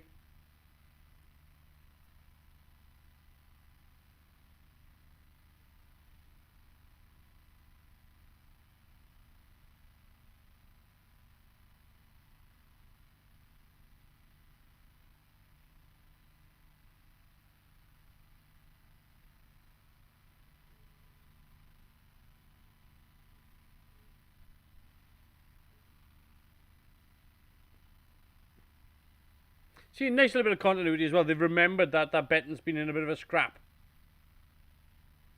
Yeah. Normally, like after 3 or 4 episodes, they tend to forget that sort of thing.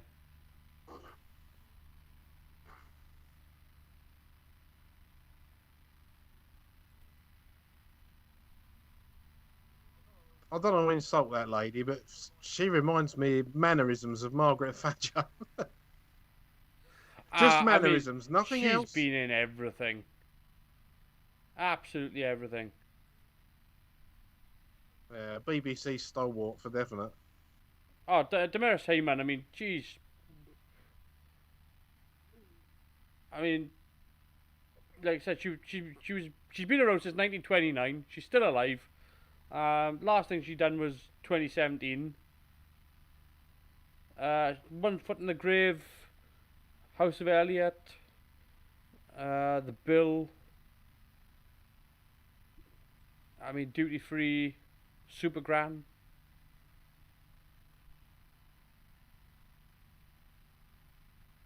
The Basil Brush Show. Pink All the greats. Pink Panther Strikes Again. The Sweeney. The Tommy Cooper Hour. Did she appear in The Professionals? That's the important one. Probably. So look, yeah. I mean,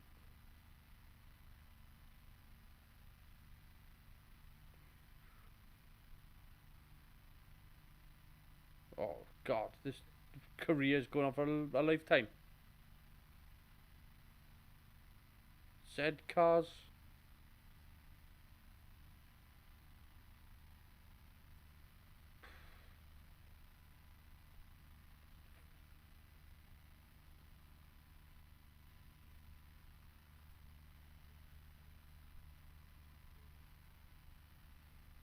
Yeah, it is a nice little bit of handover that they did with Osgood in the new series.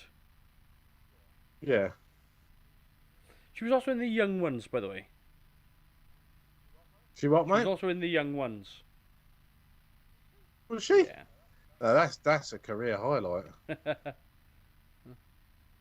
She played the woman pushing corpse.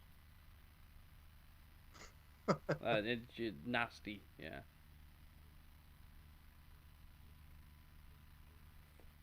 Now here's something. I have never, ever, ever seen anybody do a maypole.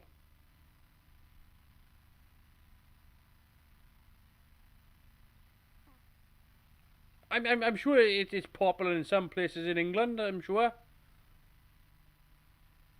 but I've never seen it happen. I've never seen it in life. I have seen I've seen Morris dancers and stuff like that. Again, not around here. That'd be more English than Welsh, though. Yeah, I mean maybe. I mean, it's a very sort of common, sort of villagey type thing.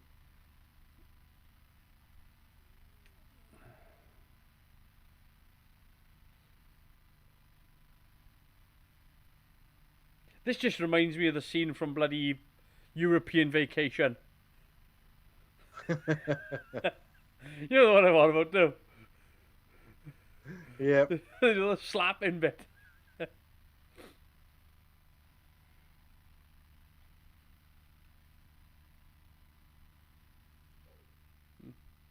That's the death bell. Why didn't he just walk round them? Yeah. You see, it is his fault. There's a path there. He clearly was walking on the grass.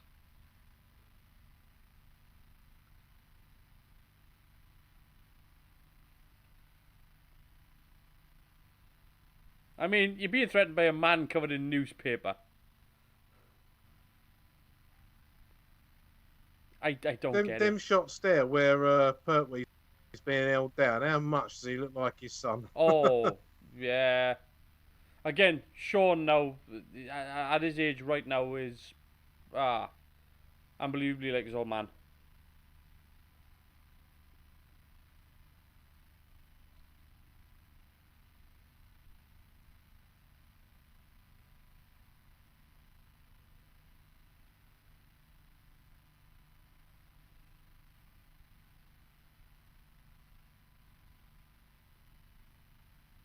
It's a good showing for Benton. I'll give it to him.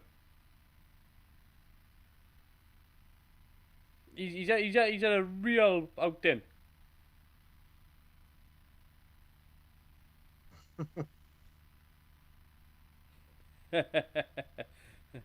The man was hit by balls. Yeah, in a small sack. Yep.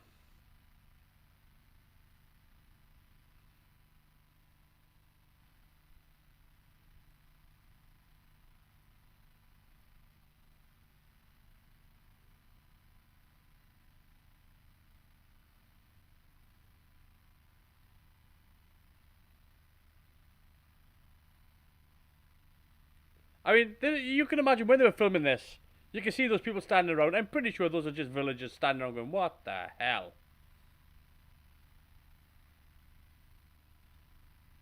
The greater good.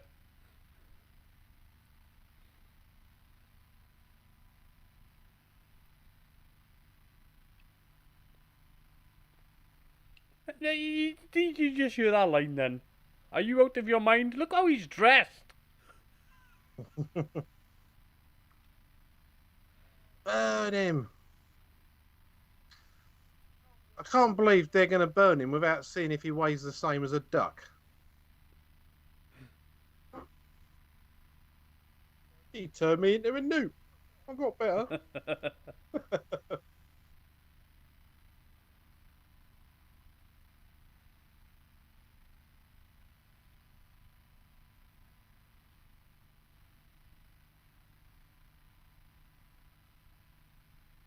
I mean, they're just not putting in the effort, are they? They just, you know.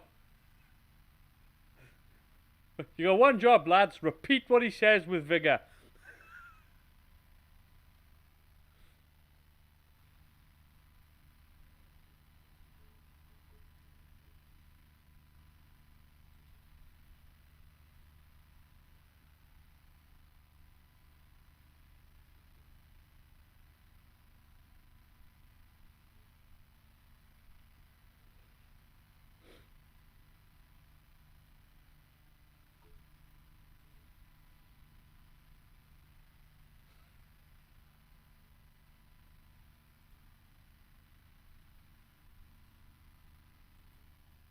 I mean, who the hell came up with that? Yeah, that's gone a bit farcical now, hasn't it?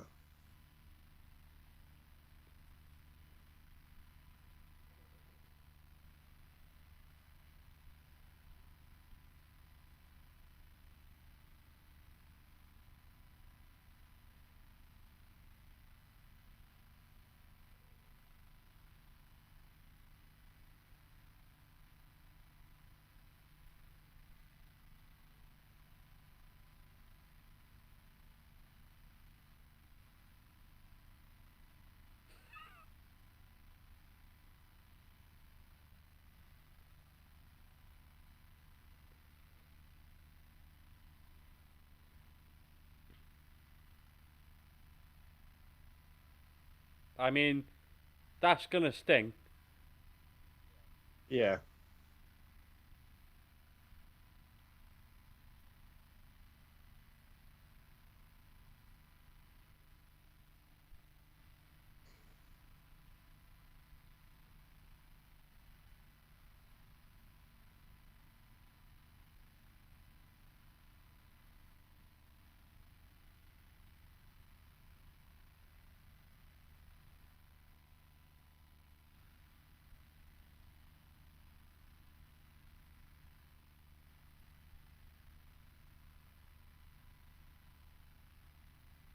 I mean, yeah, it is just Brum at this point. Yeah. Brum's big brother.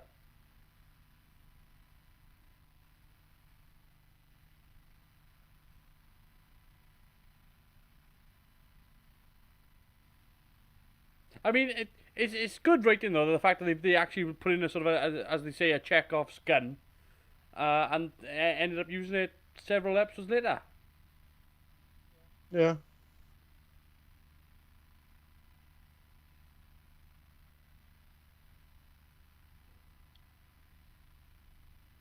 Nice jump off the car there, Yeah, though. yeah. Again, another it's a good outing for Benton. Yeah, it is.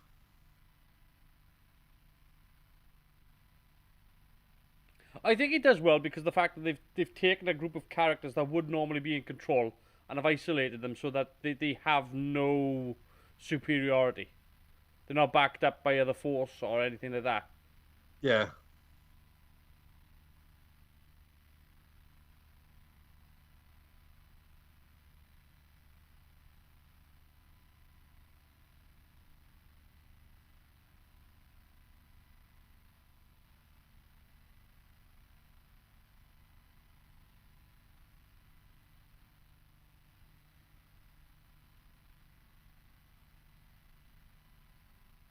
I think even that effect is fairly effective. It's a lot more effective than his furry trousers. I mean, yeah.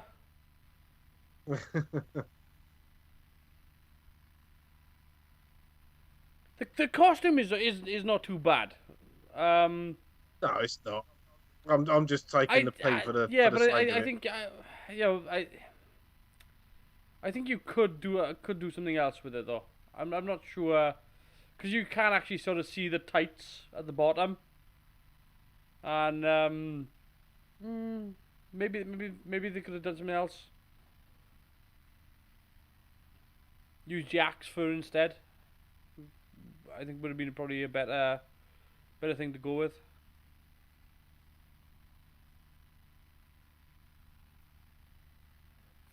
But no, so far it's. I mean, we're on the final episode now, so Oh, it's flying by, yeah. isn't it? But again, it's been a good musical score. The visual effects have been good, solid. You know, the camera work's been good. The sound effects have been all right. There's been one or two dodgy ones, like I said, when Benton stands on the square, you know, with the glyphs, and you got that sort of radio tuning sound effect. I wouldn't have done that. Yeah. And sometimes there's a bit of that sort of whistly sound to make it sound like the wind's blowing. Stuff like that you could just dial down. But I mean, effective storytelling is solid enough.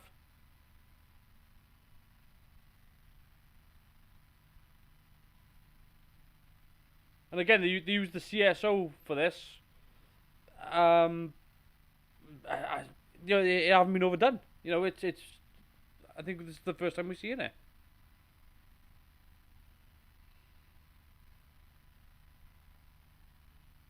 I think Joe Grant there, when she shouts, it's evil, she sounds like Kevin from the Time Bandits. Mum, Dad, don't touch it, it's evil.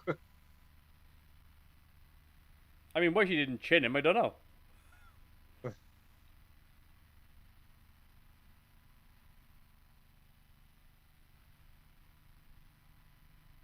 Now, had they done this another way round, it would have worked even better. So they've gone a shaky cam, and they've done a CSO over the top. But had they Yeah. done the CSO first and done the shake afterwards in post production, it would have worked a hell of a lot better.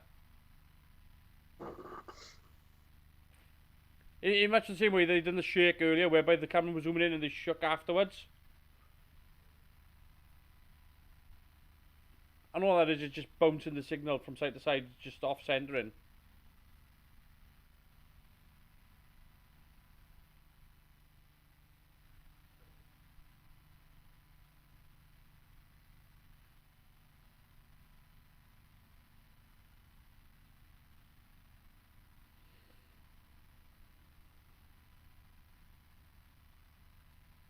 Yeah, that's not gonna work. Oh,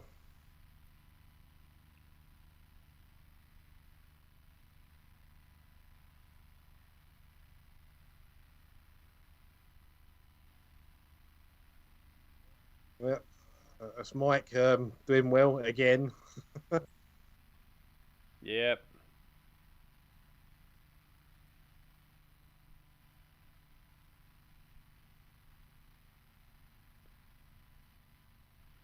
He does get put on his arse a lot in this sort of story, doesn't he? Yeah. Again, it's good that you got these sort of characters that end up. Again, they're in a situation where they're out of their depth. Because they simply don't have control.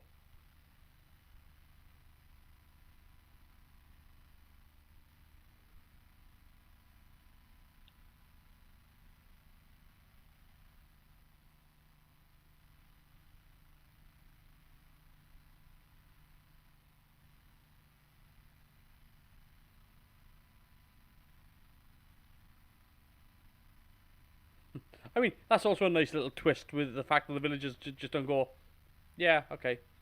And she's like, no, you shut Yeah. up. We want to hear him.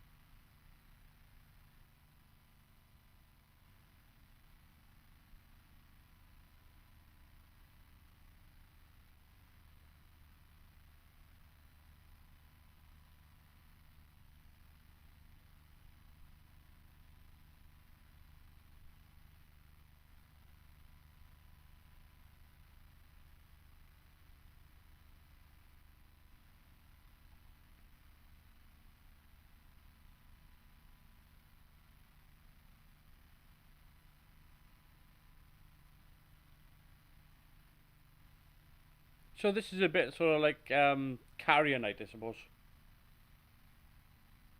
Where the power of words can create and destroy.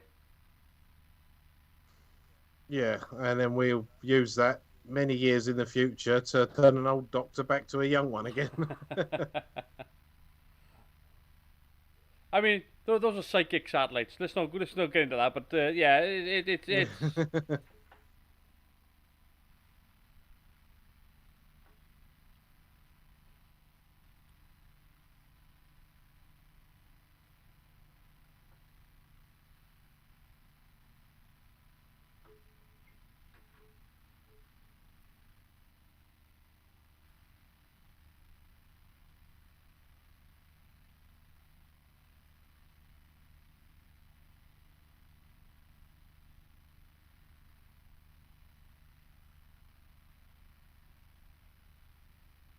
Yes, see your whim away.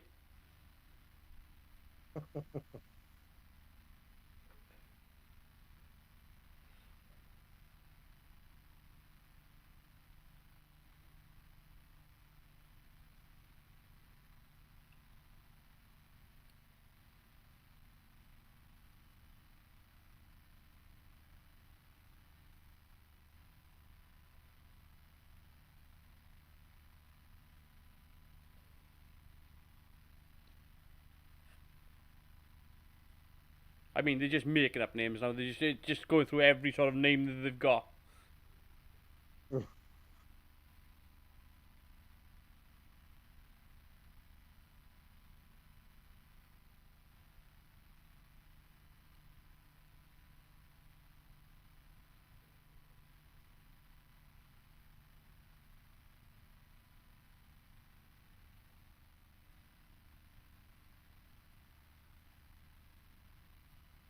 I mean, you can kind of see Osgood's point of view, really. You know, the thing hasn't been tested well enough for it to work. Could end up killing everyone. But you know, everyone could die anyway, so Yeah, I mean, there is that.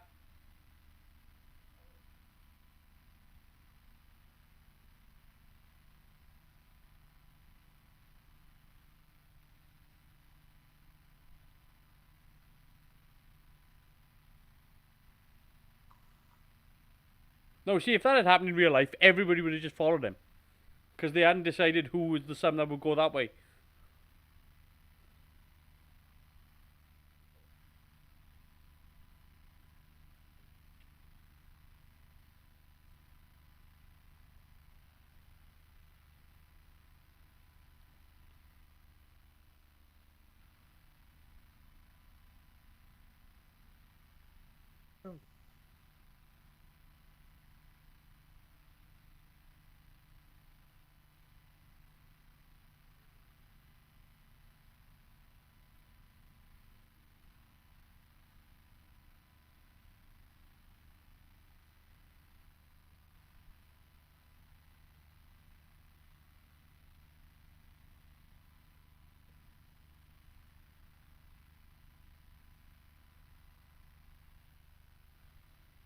There we go, the brig taking charge.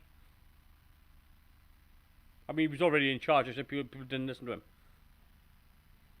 Yeah, he's just in charge Yeah. now. Charge squared.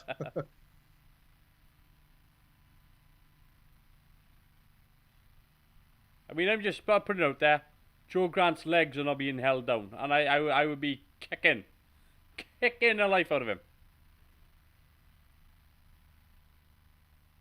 Nobody likes a toe kick to the shin bone.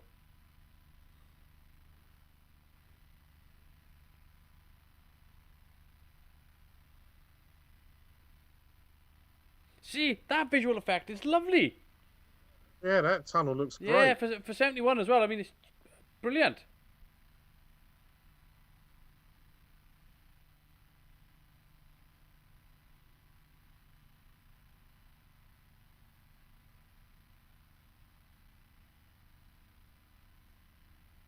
And yeah, a bit of overdubbing on this guy's voice, and it would have probably been a hell of a lot more effective. The Yeah, audio would have made up for any sort of shortcomings in the makeup.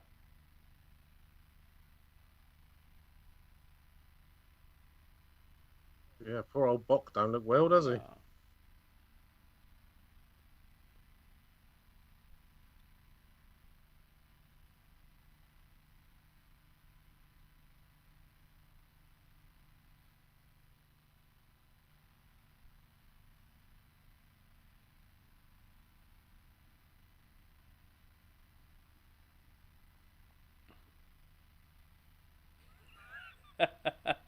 No.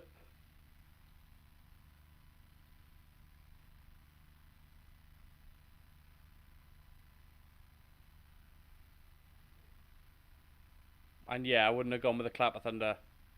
No.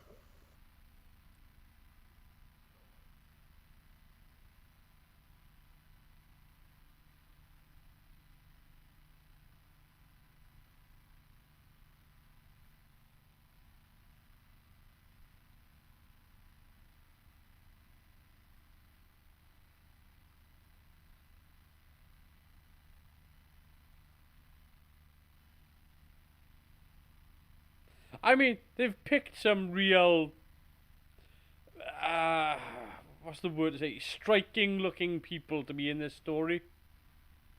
To make them look like Yeah. villagers.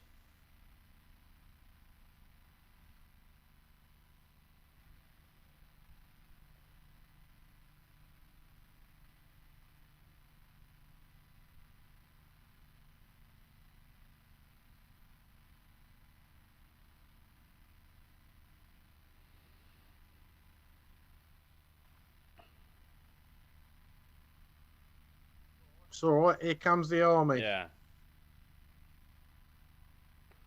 Now, what car is that? Is that a Vauxhall Viscount? I'm not sure, to be honest with you.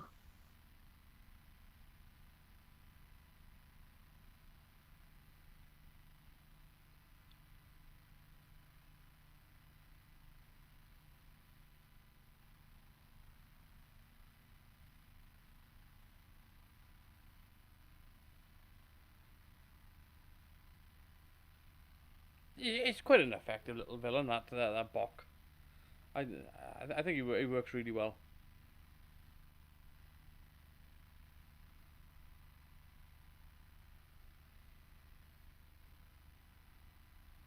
No, the only reason why I'm asking about the car is because it looks similar. My father used to have a Vauxhall Vectra, Cresta. Yeah, my granddad had a Vauxhall Cresta. They were a big old barge, Yeah, weren't they? Them.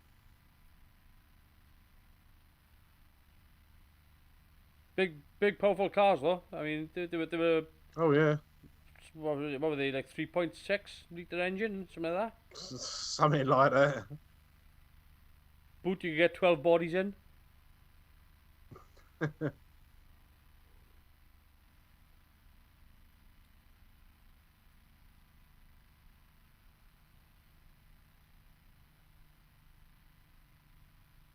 See, even the lightning crackles are really nice little effect.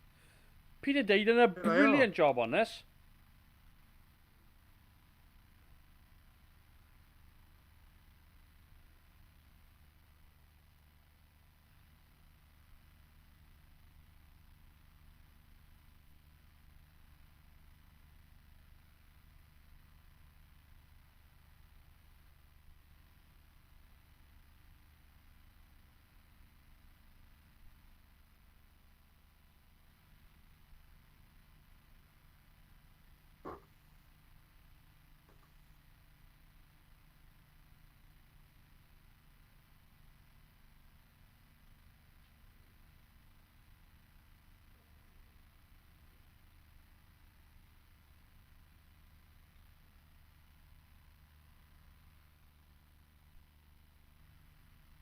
No, I got a feeling that shot there with the hand was just forced perspective. I think it was just the guy up on the ladder. Yeah, it could have been. It The, didn't look like it was any CSO no, going on or and I think anything. I think you would have noticed the blue sort of halo around the fur. Yeah. I think it's quite effective though. I mean that's a very clever way of doing it. Yeah, it's like you said before we started this, the visual effects in it, for the time are very impressive, and they are. Yeah. I mean, I would have said some of this was probably influenced by stuff like Ray Harryhausen and sort of Clash of the Titans and things like that.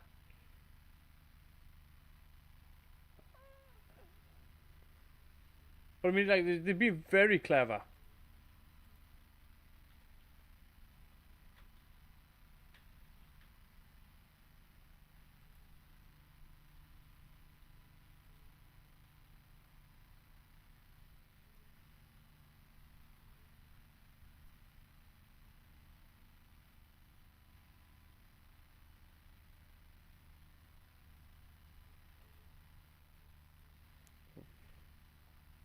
I mean,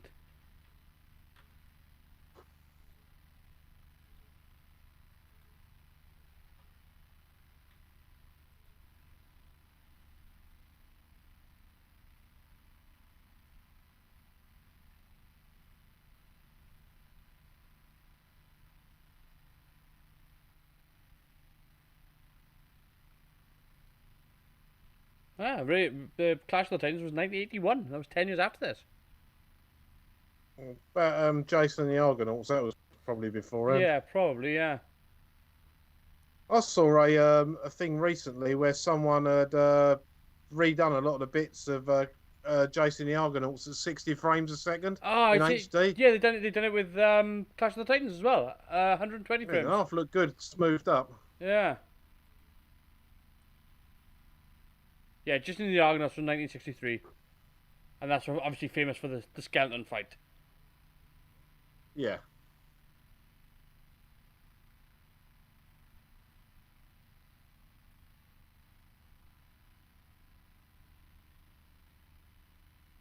There we go. Flip the script.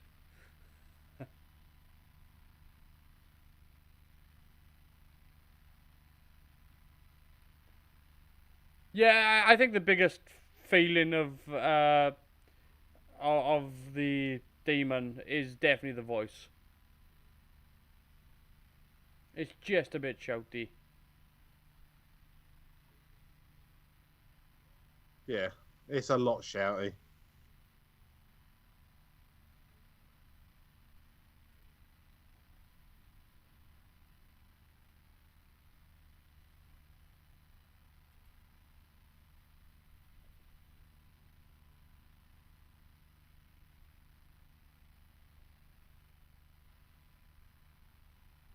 I have to say, I disagree with Chris on the 60 frames per second. Just in the Argonauts made it look fake. Okay. The voice of Azal ruins the story for me. I don't know if it ruins it. It's just the fact that yeah, it could have been overdubbed. Um,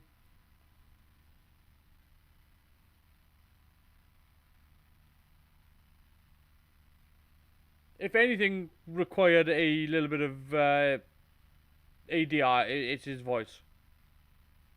But even this shot here, with his power being sort of ruptured, I think works brilliantly. You could probably add a little bit of glow these days. Yeah. So he can disagree with me. I'll pull him up on it later. I haven't seen the Jason and the Argonauts one. I don't think I have seen the Clash of the Titans.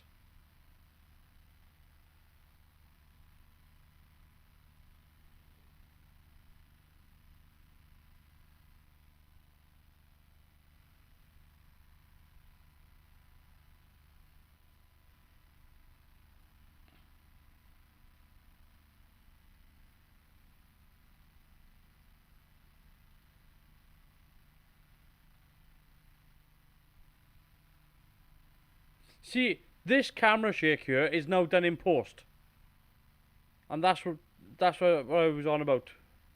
Yeah. There's no reason why they couldn't, and that's even a good, nice little transition effect there.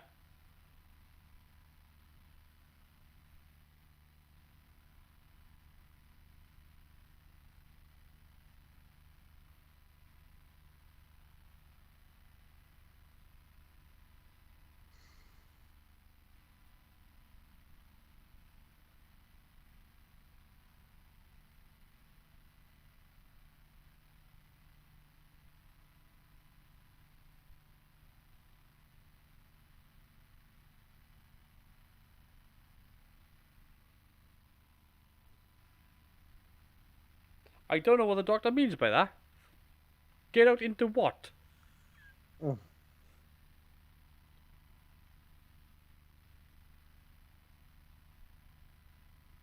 You didn't say get changed. You just said get out of it.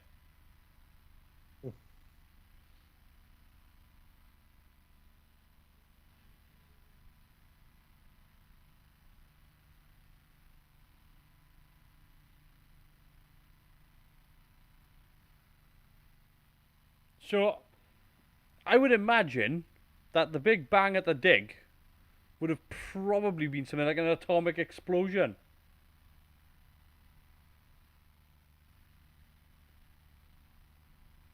Because you got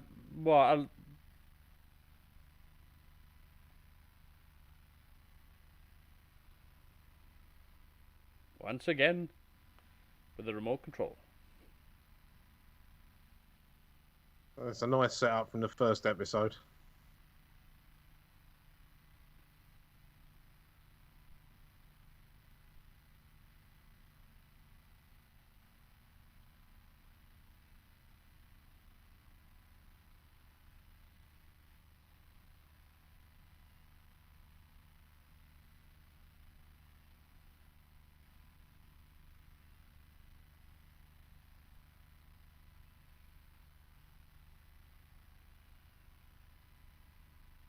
Ah, they finally got their man.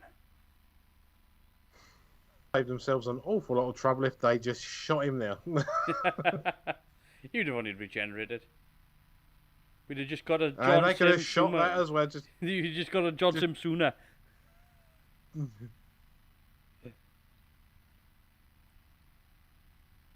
we might have avoided an awful lot of unpleasantness.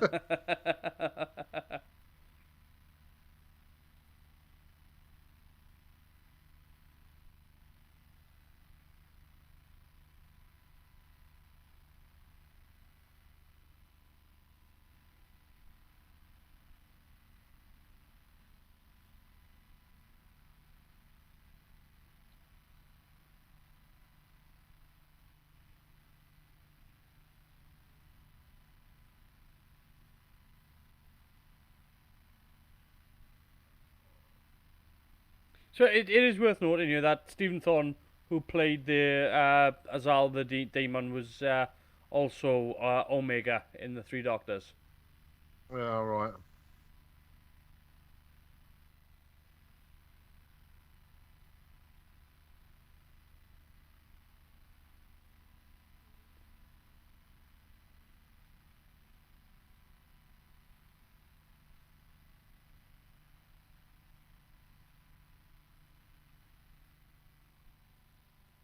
He was also in Hand of Fear and Frontier in Space as well.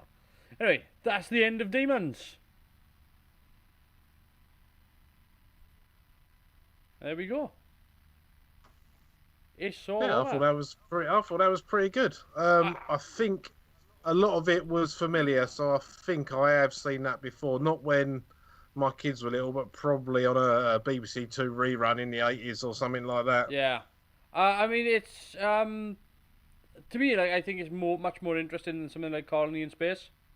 Like, I think Colony in Space has a fundamental solid understructure. I just think that this, you think, what episodes we got? I'm gonna have to Google this for a second. Hang on.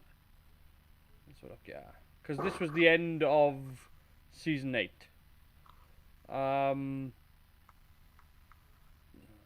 Come on. Why aren't you signing in? Thank you. I just want to check quickly because we got season 9 next, and yeah. So Day of the Daleks we've already done, which again I think is brilliant, particularly the special edition. I can't go back and watch the classic one. It's a shame. It's kind of been ruined for me, but at the same time it's excelled because you got to see how good it could possibly be. Yeah, and you've ruined it in that way for me as well now, because I bought I remember you were going on about it, and I actually managed to get that on DVD. Yeah, So yeah, but it's beautiful. It's such a brilliant one to watch. So our next one is going to be the Curse of Peladon, which I think is a great one as well. And obviously we've done Sea Devils. But the Curse of Peladon, Mhm. a certain Mr. Lucosa was looking to join us on that one, Not a problem. but we might have to make that a StreamYard if we're going to do that kind of carry on. I don't think so. I think it'd be perfectly fine to do it the way we're doing it. I believe I can put in multiple sources here, so that shouldn't be an issue. By the way, we had connection issues last week. I've got a feeling it's because we were double streaming. That's the only reason why we had it. My connection here is showing excellent, so it was clearly. And when I looked into it, it was like, oh yeah, you're doing multiple uploads at the same time. So that's I believe is what went on.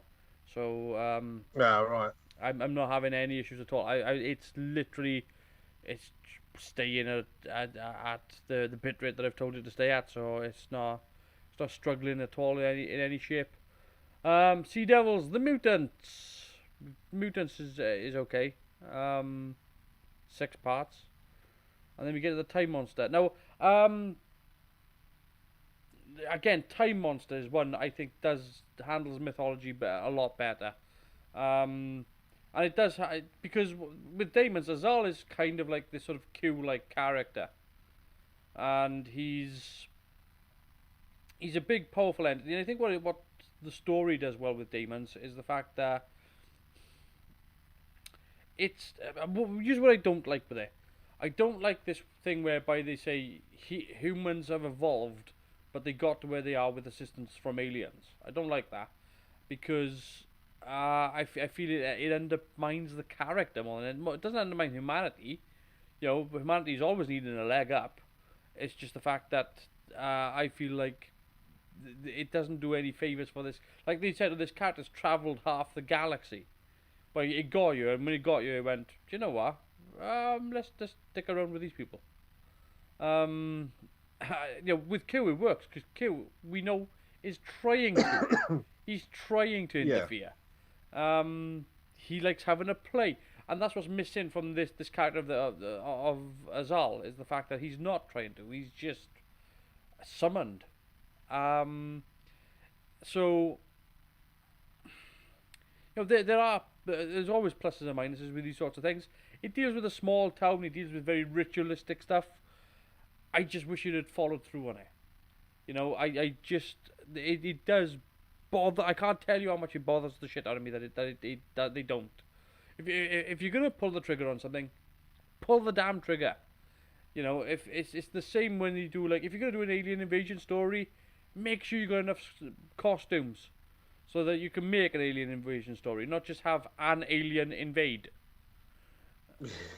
You know, it's. And if you're going to have Attack of the Cybermen, make sure your Cybermen attack. Yeah, but I mean, even in modern Who, the idea of having, dealing with sci-fi concepts of saying, oh, this species is so advanced they can fit inside a tiny little ship. It didn't work in Fear Her. It doesn't because it's just unimpressive. Yeah. It's just like, oh, this is their spaceship. And so I'm supposed to be in awe of this. It just doesn't work. Had it been the other way, like I said at the end there, where the thing lost mass and exploded, good God, it had apparently shrunk to a tiny little ship, and then that exploded. I mean, that would have probably taken out the southern coast of England. Um, so yeah, I mean, there's lots of it does deal with some nice sci-fi concepts in this as well. And again, I do like the fact that you take a group of it's a typical horror trope to take a group of people and cut them off from the rest of the world, Yeah. and that always works brilliantly, always. Um, And all the effects of things catching fire and blowing up at the barrier were absolutely yeah, superb. and again, It really were. It was believable. It looked yeah, real. box shooting stuff out of the sky and just all that sort of stuff. It was very well done. Again, Peter Day, I can't hand him enough credit for it. Um, just absolutely knew his stuff, and again dialed it back, because again there's always a problem with visual effects whereby um, they're always overstated, they're always overdone, and they always look like special effects. Even today, you watch any big cinema movie, and it's slathered in visual effects. And when you get a film, then I mean, just to give you a good comparison as to how good you can make something, I mean, let's take something like, say, a Michael Bay movie. Well, you've got two examples of a Michael Bay movie. You've got Bad Boys, which is pretty level-headed. It's still fun, and it's got some. But you've also got Transformers. But if you want to undercut that and go completely dry with Michael Bay, you've also got Pain and Gain, which is a completely other turn. I mean, if you weren't told that Pain and Gain was a Michael Bay movie, you'd have never known, because it's totally against what you would expect. Um, so, it is possible to do these sorts of things, to make these movies these days and not rely on just CG wizardry all the time. Yeah. I mean, there's so many. Like, I mean, I mentioned Harry Potter earlier on. I don't know how many people know this, but do you know the Great Hall scene in Harry Potter, whereby you walk through the doors and you got all those candles just floating in midair? Yeah. Yeah, that was practical. That wasn't CGI. They actually did that. Did they? It was there. Blimey, That's the way they shot it. So I mean, there's that's what I mean. You don't require real sort of spectacle, or real sort of visual effects all the time to make something like that work, when you've got people out there who can do it practically and get it all in camera. It's why I think Blade Runner is still one of the most beautiful films ever made. It's probably the last great in camera movie, and it just looks unbelievable. I mean, I got three versions of Blade Runner, but when I bought the final cut, I sat down and watched that, and I put that on a big screen, watched it on a 10-foot screen, high definition, banged it out, and I was just loving it. I mean, it's just the fact that you've got clever people working intelligently, and working to a point whereby it's not a visual effect to sell a visual effect; it's a visual effect to sell the story. And that's Yeah. what I think is key about the Demons, is the fact that none of the visual effects in here they're not there for fun. They're not there to show off. They are there for, we need this to show power. We need this to show strength. I mean, even like when he casts lightning from his hand, you get that quick crackle, which I'm pretty sure, I've got a feeling, was a discharge from a Tesla coil, which they just filmed against a black velvet cloth and just superimposed. It's something that simple. But these days you wouldn't get that. These days that would be rotoscope, superimposed, After Effects, lightning. I mean, it's Force Lightning 10 years before Force Lightning. Do you know what I mean? Yeah. And it looks. Well, for me, it's the little things in it as well. Not just the effects, but some of the actual practical stuff. The Master's collar on that big robe he was wearing. Yeah. Obviously, I didn't know at the time, but I know from looking on here now that the symbols on the collar of the Master's ceremonial robe are from the 16th century occult alphabet known as Theban, and from left to right they translate to master. It's little things like that you wouldn't know There's so much stuff. unless you were someone that could read Theban. Yeah, I mean, there's so much stuff. They put a lot of effort into this, and again, how good did the under church cavern, the cavern look? You know, it was a solid set, and we've seen them do other sets similar to this, which didn't work. You know, and so there's a point whereby the director, and I'm going to hand a lot of credit to Christopher Barry for directing this, because I think that, yeah, there are failings here or there in sound design. Yeah. I can't disagree with that. If you're going to tell me, you know, these things don't fit, I can agree with that. Visually though, story wise, does this work? It's solid. I mean, if you were going to tweak anything, the visual effects in this are probably the last thing you'd want to touch. And you know, there's things here, and you can already see it as well. By the way, if you were to try find somebody who was going to remaster these visual effects, you just know half the stuff that they would be doing is just adding glows to stuff. You know, and like the arch, the tunnel through the heat barrier would just be, oh, somebody just added a glow. You know, and same with the lighting and all this stuff. It's and it's not necessary. It doesn't really improve anything.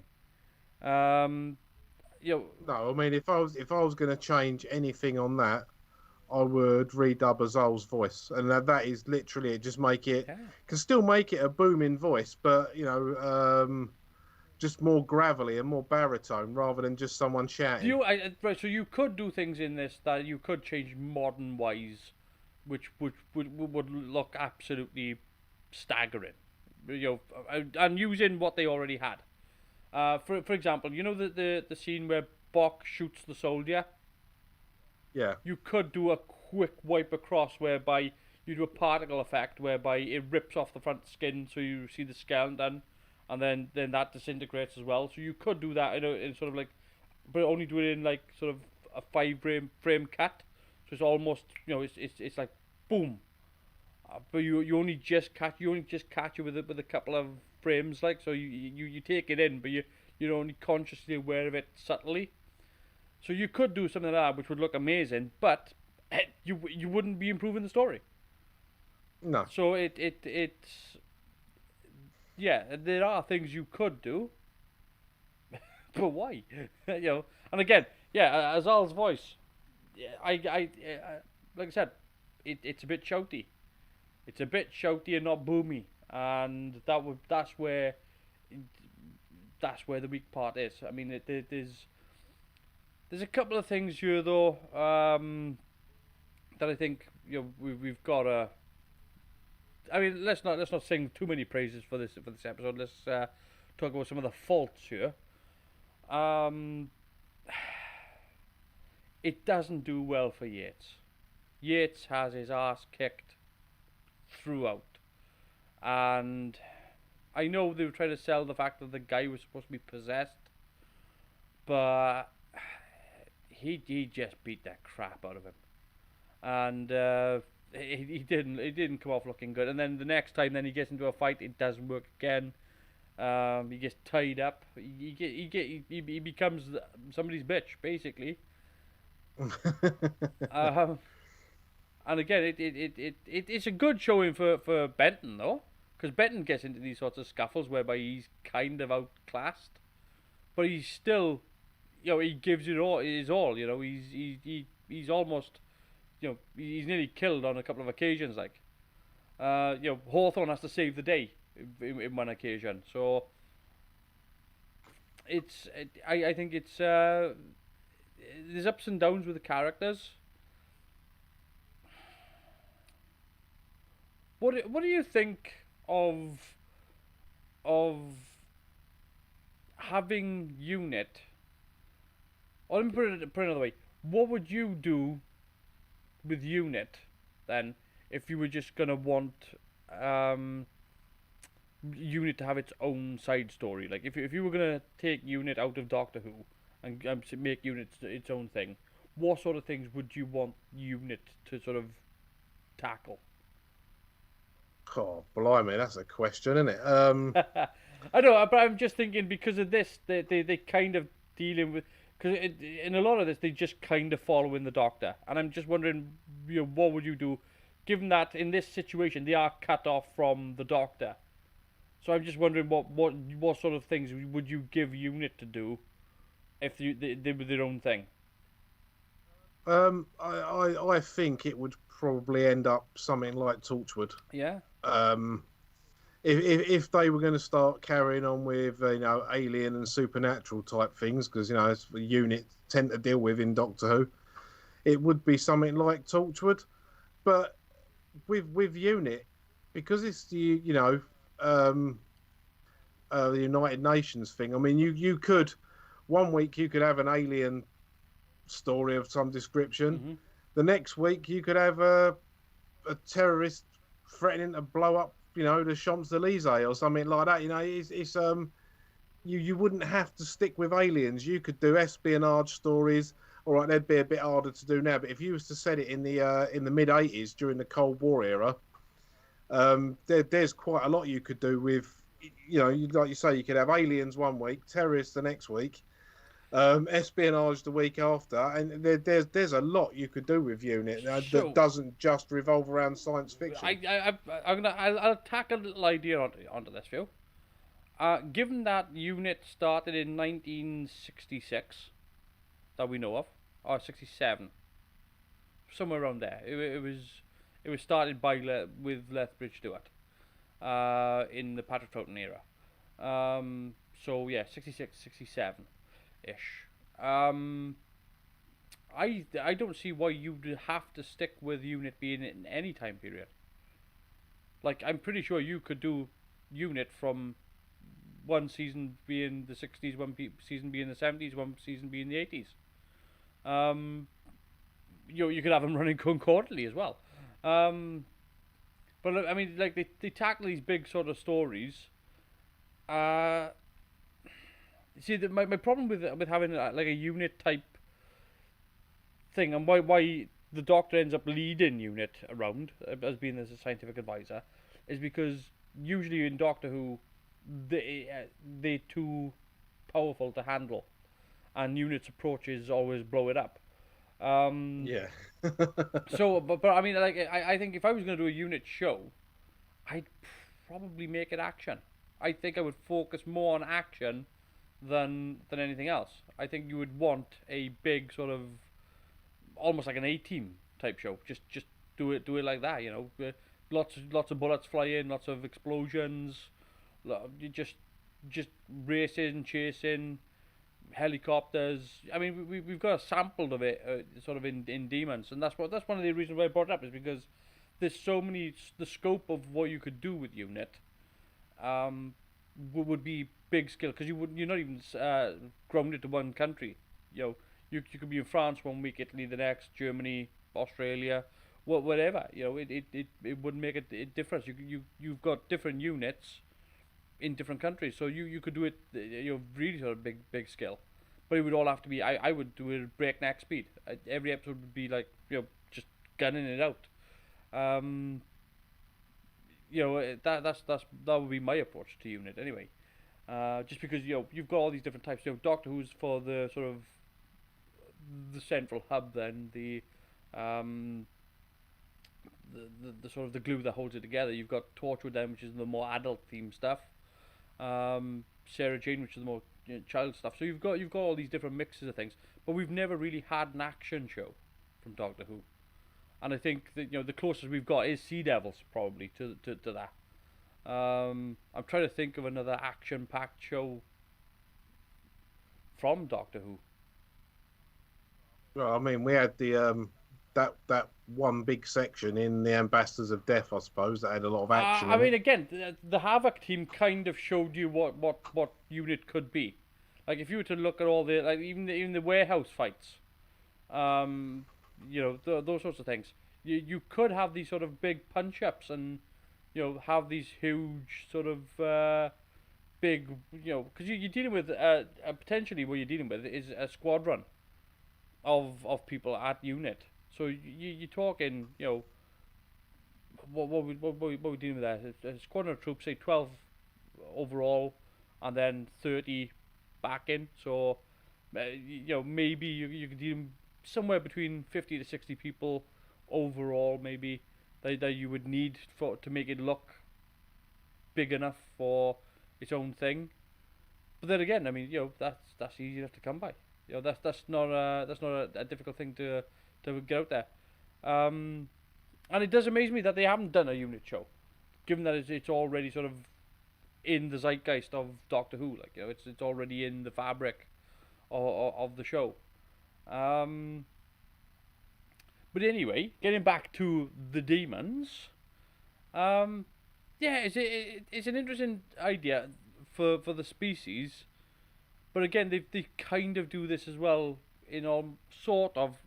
They touch upon it in a very similar sort of themed character, but I think they do it better in City of Death, whereby they've got this ancient creature that's lived throughout history, that's uh, very, very I don't say omnipotent, but I think you get what I'm on about. That they've been Yeah. living for a very very long time. I think in City of Death though, it's more like it keeps hopping back and forth through time, right? His Julian Glover's character just sort of pops in and out into different time frames. Um, but yeah, I mean this sort of characters I like where this character gets done.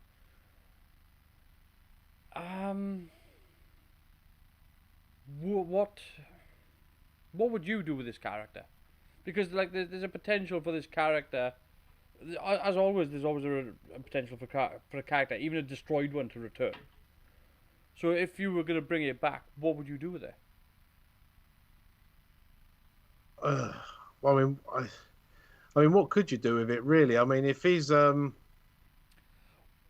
was to give his power on, or be destroyed. I mean, I suppose you could say that explosion was him being imploded back down to tiny size Yeah. again, and there's another sort of coming of it, but this time someone does take the power, and that could quite easily be a pilot of a unit series. But I mean, again, though, I mean, like to have a story whereby this character has passed power on.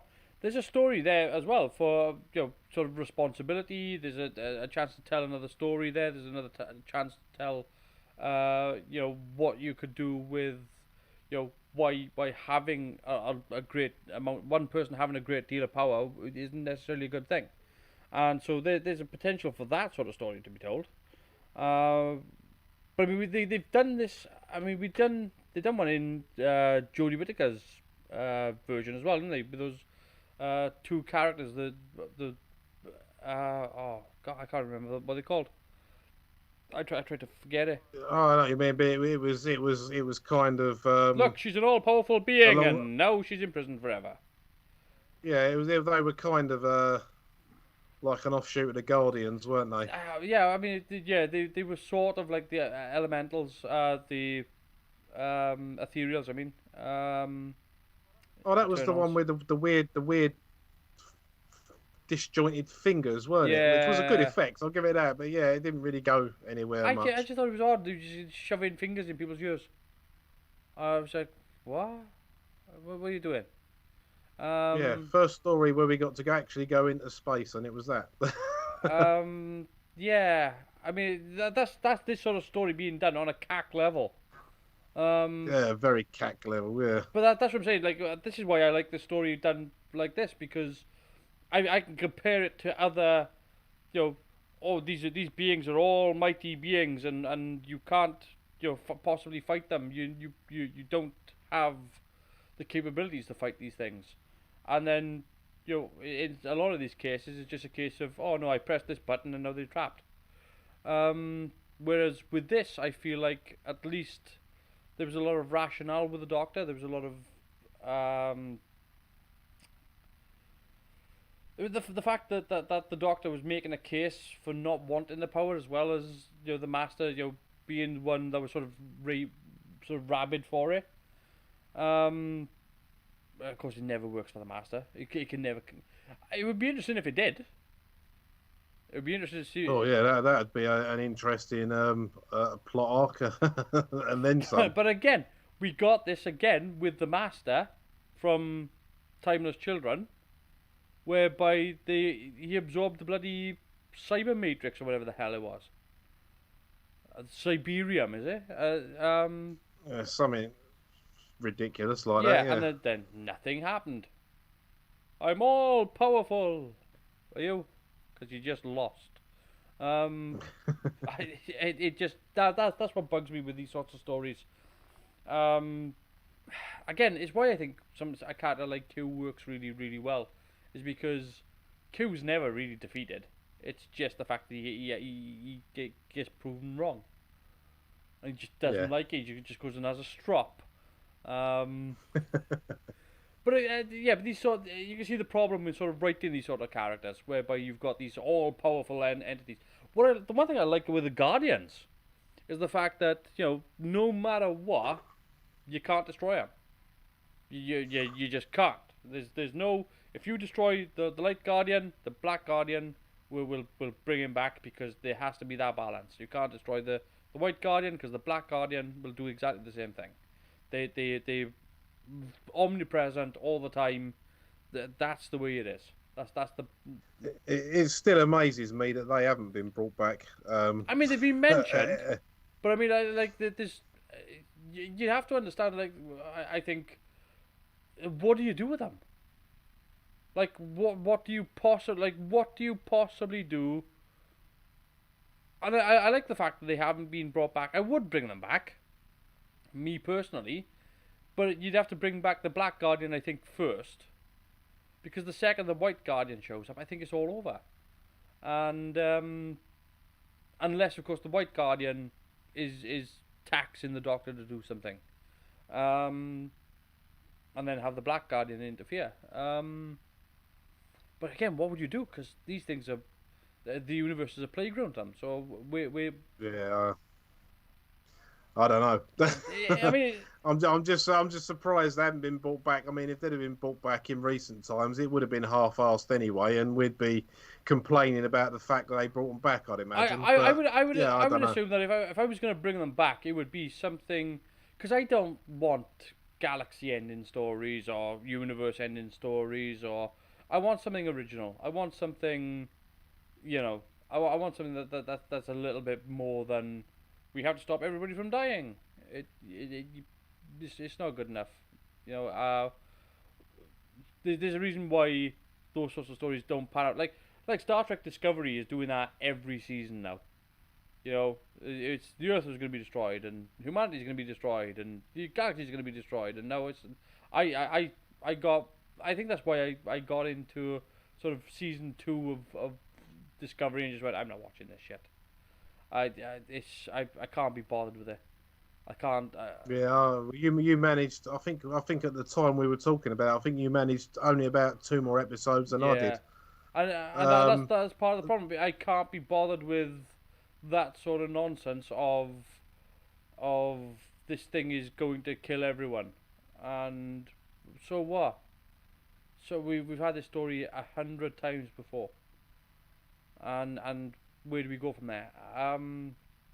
So if I was going to do something with the Guardians, ooh, hmm, how's about this? We bring back the Guardians to unwrite the Time Lords. In other words, we could bring back the Guardians in a story whereby the Time Lords are actually the things. They're not going to be destroyed. They're just going to be changed. So they're not going to be what they are now, but we could make them back to what they were in the 60s.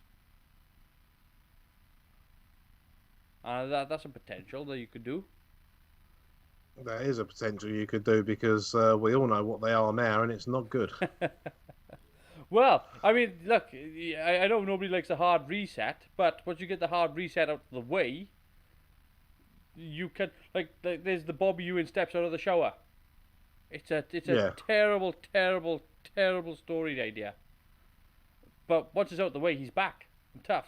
There we are. There's the explanation. Don't like it, move on. But that's how you deal with it. And I think that's how I would bring back the Guardians, is to course correct Doctor Who. I would actually use them for that. Actually, that's exactly how I would use them, and what I would use them for.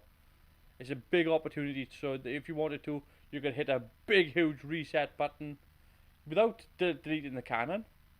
Just absolutely just doing a Back to the Future 2, going back in time and stopping Biff from taking the almanac. Just on a Doctor Who level. Yeah, that would certainly work for me. I know that for a fact. Yeah. But anyway, where we at now? How long have we been running for? 2 hours 50 minutes. We've got another 10 minutes. I think anything you want to talk about? Given that we're now talking, I think we need to get course correct and get back to demons as well. But anything you want to talk about, Chris? Yeah, I wasn't over keen on the Great Wizard Queequeg Quad, and it's an odd scene. Having looked at that, Quee, Quay, and Quad are all versions of the Latin for who, which, to be fair, makes it even worse. Really. Yeah. Yeah. I don't like the maypole scene. You know, there are other ways of making it look like it's not menacing. You've got this doctor being menaced by people with jingle bells on their bloody socks. I don't know who thought of that. There's plenty of other things that they could have done. A pub fight. I mean, yeah. I mean, I wonder. I mean, I can't remember when it come out, but I mean, you've got the Wicker Man and films like that of that era, and I mean, I suppose a lot of these writers would have taken influence from maybe stuff like that. Oh, definitely. That's not always a bad thing, but I mean, Morris dancers, if they're played creepy with like off-kilter sound effects and that, they can be quite unnerving. Yeah, but bright summer's day, jingle bells. No, not on a bright summer's day. No, you need an overcast sky and a bad weather for the creepy ones. It's yeah, it's not the best scene. It's genuinely, he gets tied with ribbons to the pole. And how secure is that pole in the ground anyway? I mean, it's not a lamppost, is it? It's it hasn't been concrete. It's just hammered in on the common green, like. Yeah, it's not a good scene. It's not a good scene. It's not the best. They could have done something different there. But I mean, again, saying that, the scene itself is taking place in a town centre. You've got a lot of people of the villagers I'm guessing it was Wiltshire, just standing around watching as well. So I don't think you could have done a lot in the way of action or anything like that. Plus, they want to keep violence down to a minimum because they then say they've probably got a lot of people watching this that is writing complaints every week over the graphic nature. Because I know they did have graphic nature complaints mainly for the work done by Havoc. So yeah, they probably took a slap on the wrists and just probably toned it back a bit. What do you think of the Master showing in this? I think this was a better way of bringing the Master in. It just it kind of I like the way they tied it together with like a mockumentary TV production within the episode. Yeah. That kind of pulled the parts together. And it would be the sort of thing the Master would turn up for. Well, unfortunately, because it was on telly, yeah.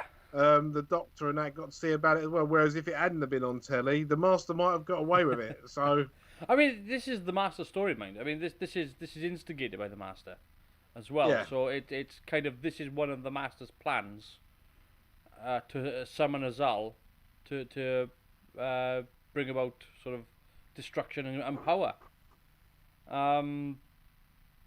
Doesn't work as usual, but yeah. No, I think Roger Delgado was superb in this. He's got he's got the right voice for doing a lot of that Latin types chanting and stuff like that. Mm. I think he carried it off really I well. think what works well is the fact that he's got a way of delivering it so it doesn't come out hammy, even though it is. Yeah, And he, you know, when he does the sort of sacrificial stuff, I mean, I wish the guys around him had a bit more coffee in the morning because they were just oh, that first time they did it, it literally it was like people mumbling along a wedding or a funeral where you're singing the hymns and yeah, that. just don't know the You words. know, it's like,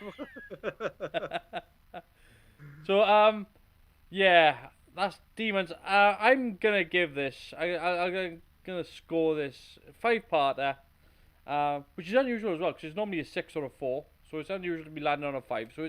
Which is also I think quite good as well because it was long enough. I don't think yeah, that this overstayed its welcome, and I think had this been 4 parts, I think it would have been a little bit too short. So because it was quite a big story, and yeah, I mean, like aside from the voice, I think the delivery of Azal as well worked. The fact that it was shot a lot from the point of view of Azal, so you got this sort of lens effect, this fudged lens effect, and obviously that first person perspective.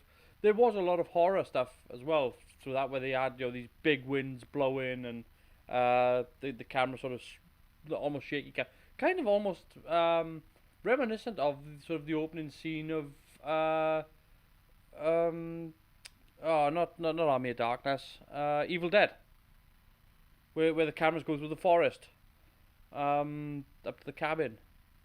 Um, so yeah, there's a lot of good stuff in this, and very well done. I gonna hand a big lot of credit to Christopher Barry for this. I'm gonna have a quick look. I mean, considering Christopher Barry didn't actually want to come back to Doctor Who, and he looked at the script and he was like, "Yeah, I'm in." Says a lot for the quality of Yeah, the yeah. screenplay itself.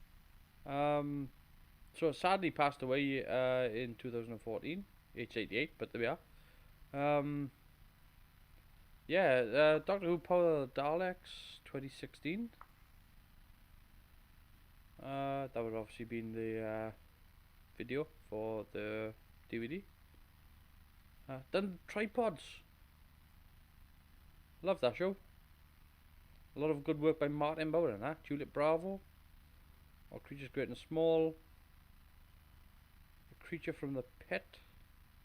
Doctor Who. Of course, Brain of Morbius. Zed Cars, Nicholas Nickleby, Angels, Poldark, Moonbase 3. Again, he's got a lot of stuff in his repertoire, and He I think has. that shows.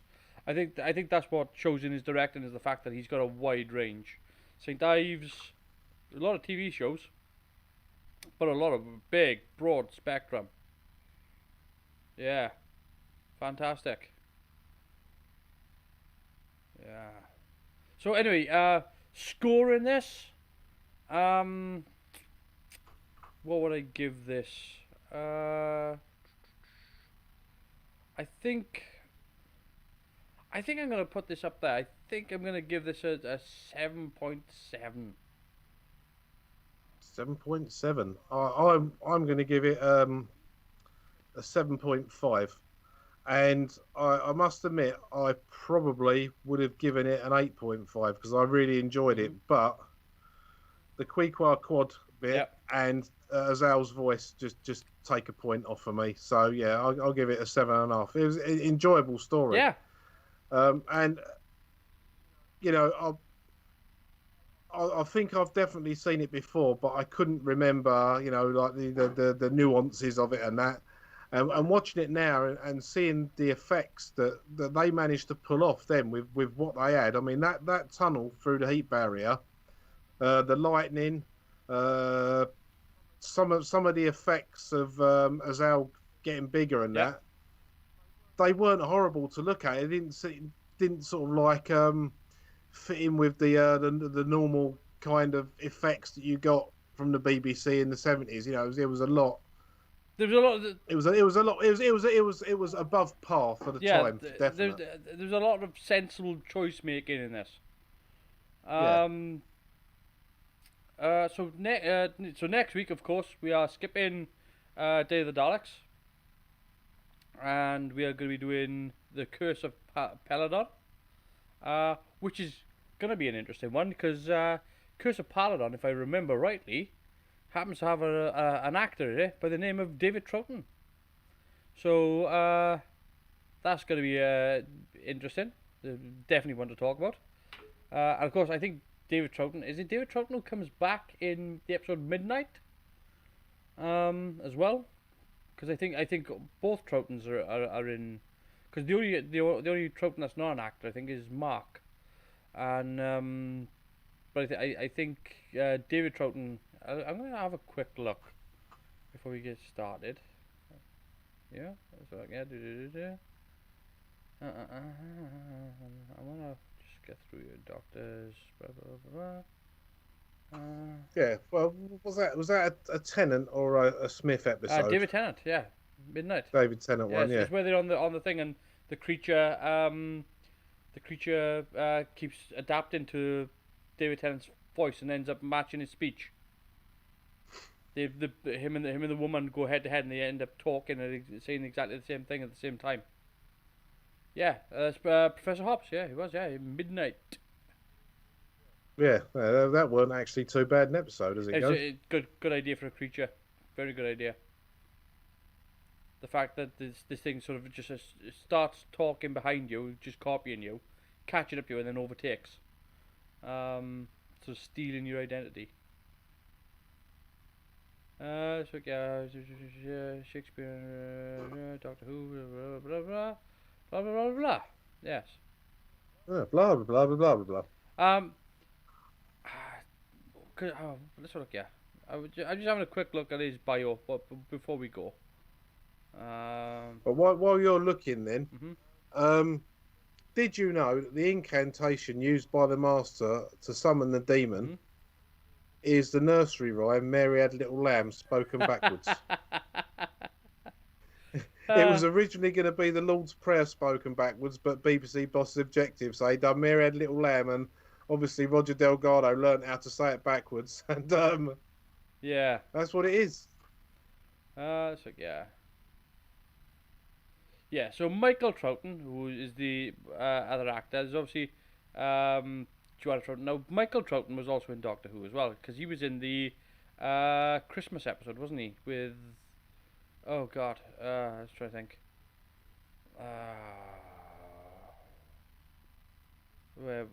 Which Doctor Who episode was it? Like last Christmas or something like that it was, I think. If I remember rightly.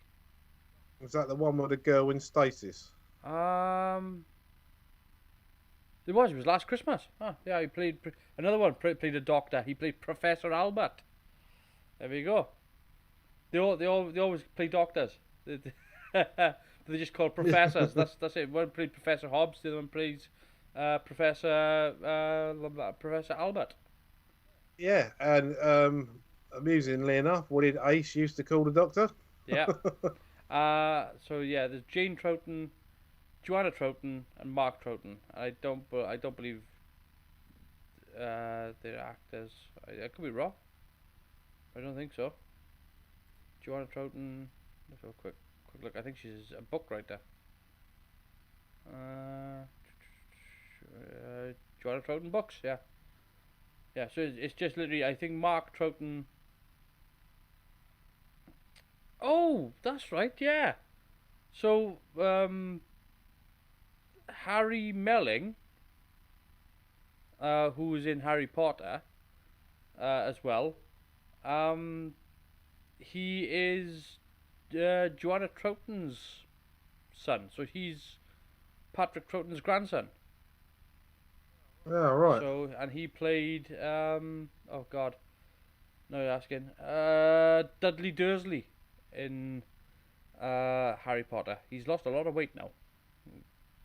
Yeah, he'd lost a lot of weight by the end of them films. Yeah. I think they had to pack him up a bit for the last couple. Yeah, but yeah, his mother is Joanna Troughton. So Oh, there you go. yeah, there's plenty of Troutons about. But yeah, Michael Troughton and oh god, I'm losing track. David David Troughton. Troughton, yeah. Both been in New Who. So yeah, that's the end of that. So yeah, next week, Curse of Peladon. Looking forward to it. Yeah, Jim Troughton. Oh, sorry, Jim Troughton, England and Warwickshire cricketer. Yes. Did I mention him? I'm just. I thought I did. I just said David's the one that looks like his father, though.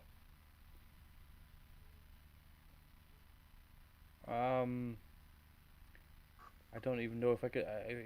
I could pull up a picture, I suppose. If it was necessary to. So yeah, save image, desktop. Pics.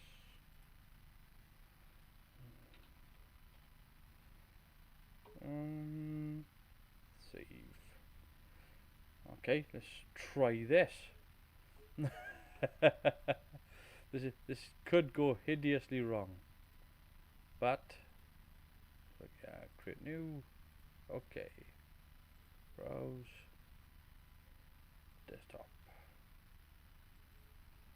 On the fly technicals. Oh yes, yes. This is as on the fly as it goes. Let's put that there. Let's hit that, and let's hit that. There we go, David Troughton. I mean, yeah. There's not a lot to separate. Yeah. But I mean, but it's hard to say about Michael as well, because Michael's a lot heavier. He's a good 8 stone heavier. So, but yeah. Oh, let's change this back. Boom. There we go. I think that's gonna do it for us for this week. Unless you got any more to add, Chris. I'm good. I've had a good time. This one, yeah. Lucosa says, Davis is Jim's father, and they look nigh on identical. Yeah, David is Jim's father. Yeah. But yeah. No, I mean, yeah. David Troughton looks unbelievably like his old man. Yeah. Anyway, that'll do it for us for this week. Hope you had a good time. I've had a great time. We'll see you next week for Curse of Paladon. Superb, mate. Is it Curse or Creature? Which one? Monster?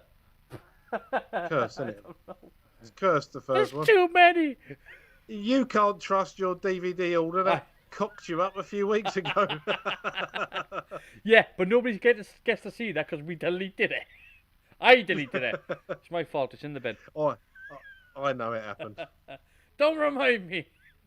Do you know yeah, guess what? You remember your DVDs? I tell her. Anyway, I've had a great time. Hope you have as well. See you next week. Take care. And we are out of here in 3, 2, 1. See you later. Take care.